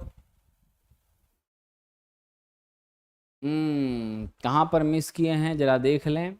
L1 बटा L2 बराबर R1 बटा R2। सही बात है, सही बात है, ठीक। यहाँ क्या हो गया आपका? R2 L1 बराबर R1 L2, ठीक है। R2 बराबर हमारा R1 L2 बटा L1, तो मेरा R है 60, L2 है मेरा 75 बटा 25 कर दिए। हम लोग तो सही कंडीशन पे हैं सरकार, फिर क्या दिक्कत है? ठीक है। रेजिस्टेंस के साथ यहां कह रहा metre bridge in balance condition non resistance. देखिए, इंसुलेशन रेजिस्टेंस होता, गौर कीजिएगा साहब, इंसुलेशन रेजिस्टेंस होता तब जाकर के मेरा L1 वित्त कर्मानुपाती होता है R1 के। यहां पर डायरेक्ट रेजिस्टेंस बोल दिया है, अज्ञात प्रतिरोध बोला है, इंसुलेशन रेजिस्टेंस नहीं बोला है। समझे कि नहीं? क्या है? इंसुलेशन रेजिस्टेंस नहीं बोला है। इसलिए हम लोगों को ध्यान देना पड़ेगा। समझे कि नहीं? दीपक जी कंसेप्ट को पकड़िए। यहां पर इंसुलेशन रेजिस्टेंस नहीं बोला, यहां रेजिस्टेंस बोला है। इंसुलेशन रेजिस्टेंस जब बोलता तब जाकर के हमारे हिसाब से प्रश्न का आंसर यह सही है, इसमें कोई दिक्कत नहीं है। लेकिन अगर मेरा क्या रहता, आर इंसुलेशन रहता, इंसुलेटिंग रेजिस्टेंस की बात होती, तब जाकर के L1/L2 बराबर R2/R1 होता। समझ गए? और इस स्थिति में हम R2 निकालते तो L1 R1/L2 होता, तब हमारा मान होता आपका साहब जी यहां पर 25, यहां पर 25, तब मेरा मान होता। इंसुलेशन रेजिस्टेंस की बात हम कर रहे हैं, तब के बारे में बता रहे हैं। तब मेरा क्या होता, यहां आपका L1 के बदले में 25, R1 के बदले में 60, यहाँ 75, 25 से 75 3 बार में 60/3 बराबर 20 आपका क्या हो गया, ओम, 20 ओम हो गया। समझ गए? तो यदि इंसुलेशन रेजिस्टेंस की बात हम करते हैं तब जा करके यह वैल्यू हमारी होगी। ठीक है? तो यहां पर यदि हम इस प्रश्न को ऐसे ही रहने दें तो 180 ही लेके चलेंगे। यदि यहां हमने क्या किया, एन नॉन ज्ञात इंसुलेशन, यहां पर अगर हमने क्या कर दिया साहब जी, इंसुलेशन प्रतिरोध कर दिया, तब मेरा 20 होगा। तो गौर करिएगा, प्रश्न में आंसर 20 तब लेंगे जब प्रतिरोध क्या हो जाए, इंसुलेशन रेजिस्टेंस हो जाए, तब जाकर के 20 लेंगे। अगर सिर्फ रेजिस्टेंस रहे तब 180। समझ गए सभी लोग? इंसुलेशन रेजिस्टेंस वहां करते हैं तब आंसर ए 20 ठीक है। अगर हम लोग सिर्फ रेजिस्टेंस करते हैं तब आंसर 20 नहीं, तब आंसर 180। तो ये दोनों कंसेप्ट को दिमाग में फिट कर लीजिएगा। ठीक है? क्योंकि नॉर्मली मेरे कंडक्टर का रेजिस्टेंस जो है वह लेंथ के समानुपाती होता है। इंसुलेशन रेजिस्टेंस जो है साहब, उसकी बात अगर होती है तो वह लेंथ का व्युत्क्रमानुपाती होता है। ये मामला है। ठीक है? चलिए आगे बढ़ते हैं।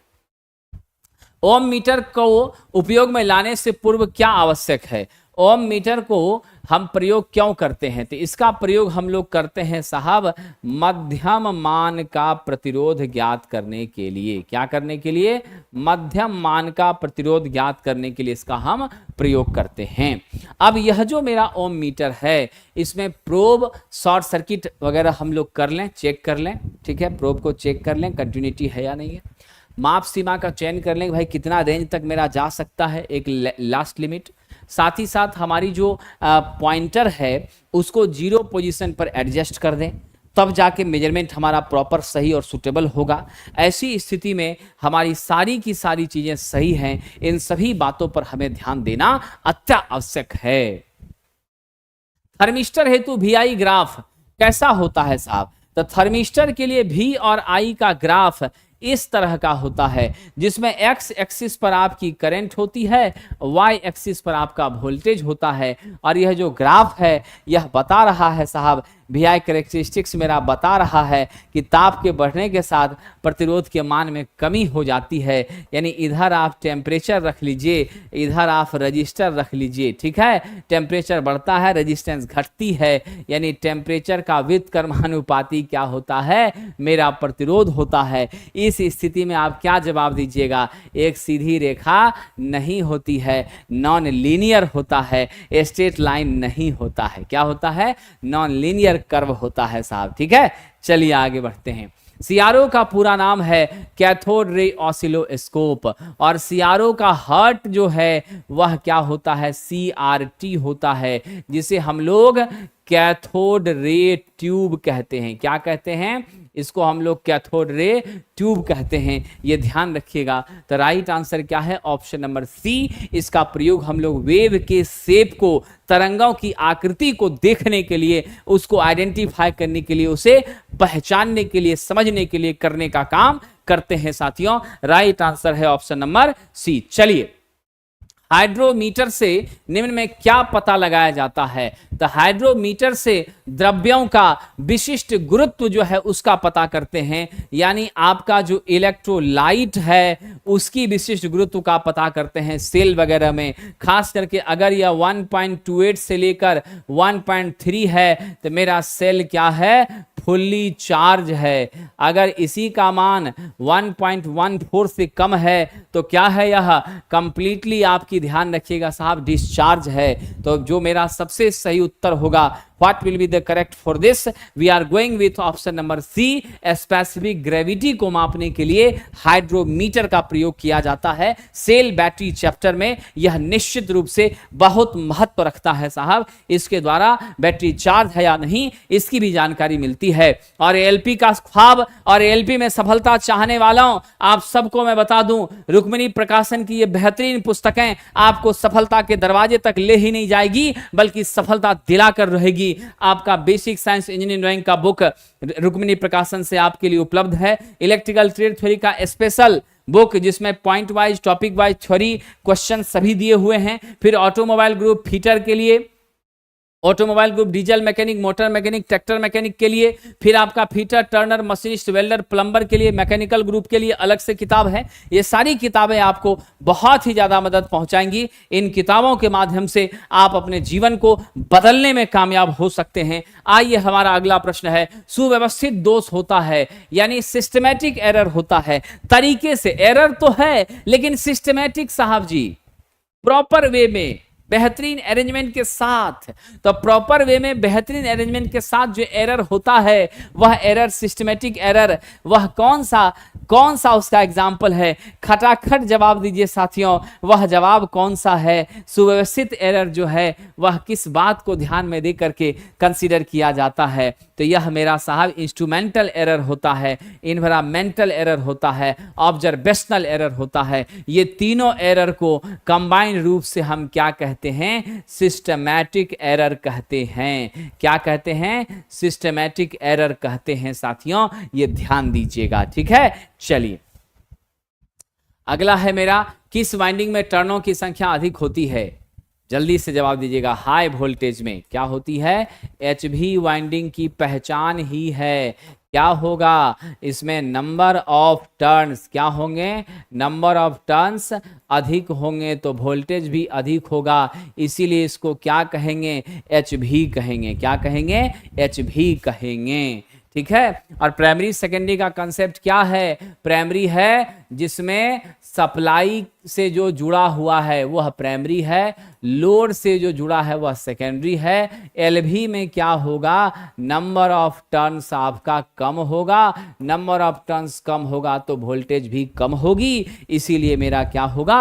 आपका आंसर सी होगा। चलिए साथियों आगे बढ़ते हैं। अगला प्रश्न, 3 फेज स्टार संयोजन वाले प्रतिरोध भार में प्रत्येक फेज का प्रतिरोध 50 ओम है।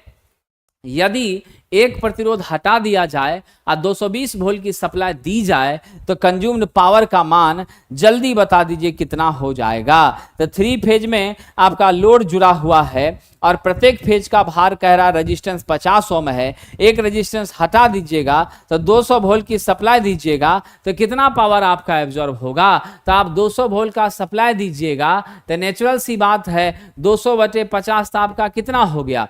200/50 किए तो आपका 4 हो गया है ना। 200 वोल्ट की सप्लाई दी है, 50-50 दो फेज का बचा तो 50-50 कितना? मेरा एक फेज बचा, दोनों सीरीज हो गया तो 100 ओम का आपका रजिस्टर हो गया। आई बराबर आपका 200 वोल्ट बटे क्या हो गई? आपका 100 हो गया, यानी आपका 2 एम्पियर हो गया। अब आप भी ड्रॉप की बात, मतलब पावर ड्रॉप की बात आप कर रहे हैं तो आपका जो पी ड्रॉप है वह आपका क्या होगा? भी निश्चित रूप से भी इंटू आई करिएगा तो भी आपका कितना है? 200 है, आई 2 हो गया, यानी 400 वाट का पावर आपका यहाँ पर जो है एब्जॉर्ब हो रहा है। कितने का हो रहा है? 400 वाट का हो रहा है, ठीक है। चलिए आगे बढ़ते हैं। बिल्कुल बिल्कुल साहब जी, चलिए आगे बढ़ते हैं। ट्रांसफार्मर में आयरन कोर क्यों दिया जाता है? क्या फायदा है आयरन कोर देने से?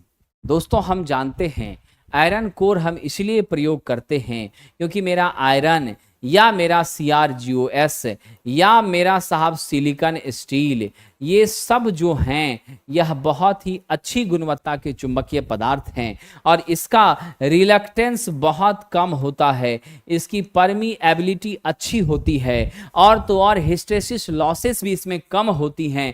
इसी कारण से मैग्नेटिक रिलक्टेंस को रिड्यूस करने के लिए और मेरे फ्लक्स को बिना रुकावट का रास्ता प्रदान करने के लिए हम इसका प्रयोग करते हैं। तो एप्रोप्रिएट आंसर ए होगा, यानी आप आयरन कोर का प्रयोग कर रहे हैं, उसके पीछे का कारण है मैग्नेटिक रिलक्टेंस को कम करना, यानी लो रिलक्टेंस। मैं तो कई बार कहा है आपसे, CrGOS का यूज करते हैं, सिलिकॉन स्टील का यूज करते हैं, किस लिए करते हैं? लो रिलक्टेंस पाथ फ्लक्स को प्रदान करने के लिए।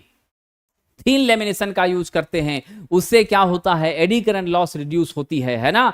और तो और याद रखिएगा साहब, और तो और आप याद रखिएगा कि हमारी जो अच्छी गुणवत्ता का चुंबकीय पदार्थ हम यूज कर रहे हैं वह कहीं न कहीं क्या कर रहा है? तो हमारे साहब जी हिस्टेरेसिस लॉस को भी रिड्यूस कर रहा है, यह भी विशेषता वहां पर है। अब कह रहा है ट्रांसफर के कार्य का सिद्धांत क्या है? अन्योन प्रेरण है, म्यूचुअल इंडक्शन है, यानी आप प्राइमरी को सप्लाई देते हैं और सेकेंडरी में भी आपको आउटपुट प्राप्त हो जाता है। प्राइमरी को सप्लाई देते हैं, सेकेंडरी में भी आउटपुट आपको प्राप्त हो जाता है। ये दोनों आपस में कैसे जुड़ा हुआ है साहब जी? ये दोनों आपस में चुंबकीय रूप से जुड़ा है, यानी मैग्नेटिकली कपल्ड है, इलेक्ट्रिकली बिल्कुल भी नहीं है। क्या है? मैग्नेटिकली कपल्ड है, इलेक्ट्रिकल कनेक्शन यहां जरा सा भी नहीं है साथियों। So the right answer for this is अन्योन प्रेरण म्यूचुअल इंडक्शन। सप्लाई दे रहे हैं सिर्फ हम प्राइमरी में और मुझे वोल्टेज कहां मिल रहा है? सेकेंडरी में मिल रहा है। चलिए साहब जी,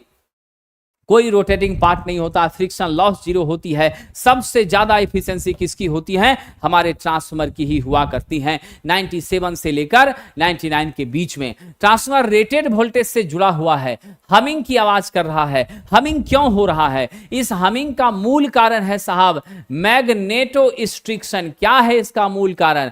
मैग्नेटो स्ट्रिक्शन है साहब जी, ध्यान रखिएगा। चुंबकीय विरूपण इसको आप कह सकते नहीं, आप इसको मैग्नेटो स्ट्रिक्शन मतलब क्या है कि हमारी मैग्नेट का एक सर्टेन लेंथ के करस्पॉन्डिंग क्या करना, लीनियर एक्सपांशन होना और फिर उसका सिकुड़ना। इसके वजह से हमारी क्या हो जाती है? तो आपका साहब साउंड उत्पन्न होता है, हिसिंग साउंड, हमिंग साउंड उत्पन्न होता है। अब यहां पर तो एप्रोप्रिएट डाटा की बात करेंगे तो उस हिसाब से हमारा दिया हुआ तो है नहीं, तो हम इसमें क्या ले लें? उचित स्टैकिंग सही नहीं है। कोर का कंपन, यही कंपन कैसे हो रहा है? यह कंपन लेंथ के बढ़ने और घटने से हो रहा है। क्या हो रहा है? हमारे लीनियर डायमेंशन के एक्सपैंड करने और सिकुड़ने, कॉम्पैक्ट होने से हो रहा है। इसलिए उत्तर क्या ले लेंगे? कोर का कंपन। साथियों आप सबको बता दूं, बिहार इलेक्ट्रिसिटी बोर्ड के लिए अंतिम समय में हमारी ये वज्र बैच आई है। ये बहुत सारे छात्रों का बार बार डिमांड और रिक्वेस्ट था, उसी के आधार पर ये लाया गया है।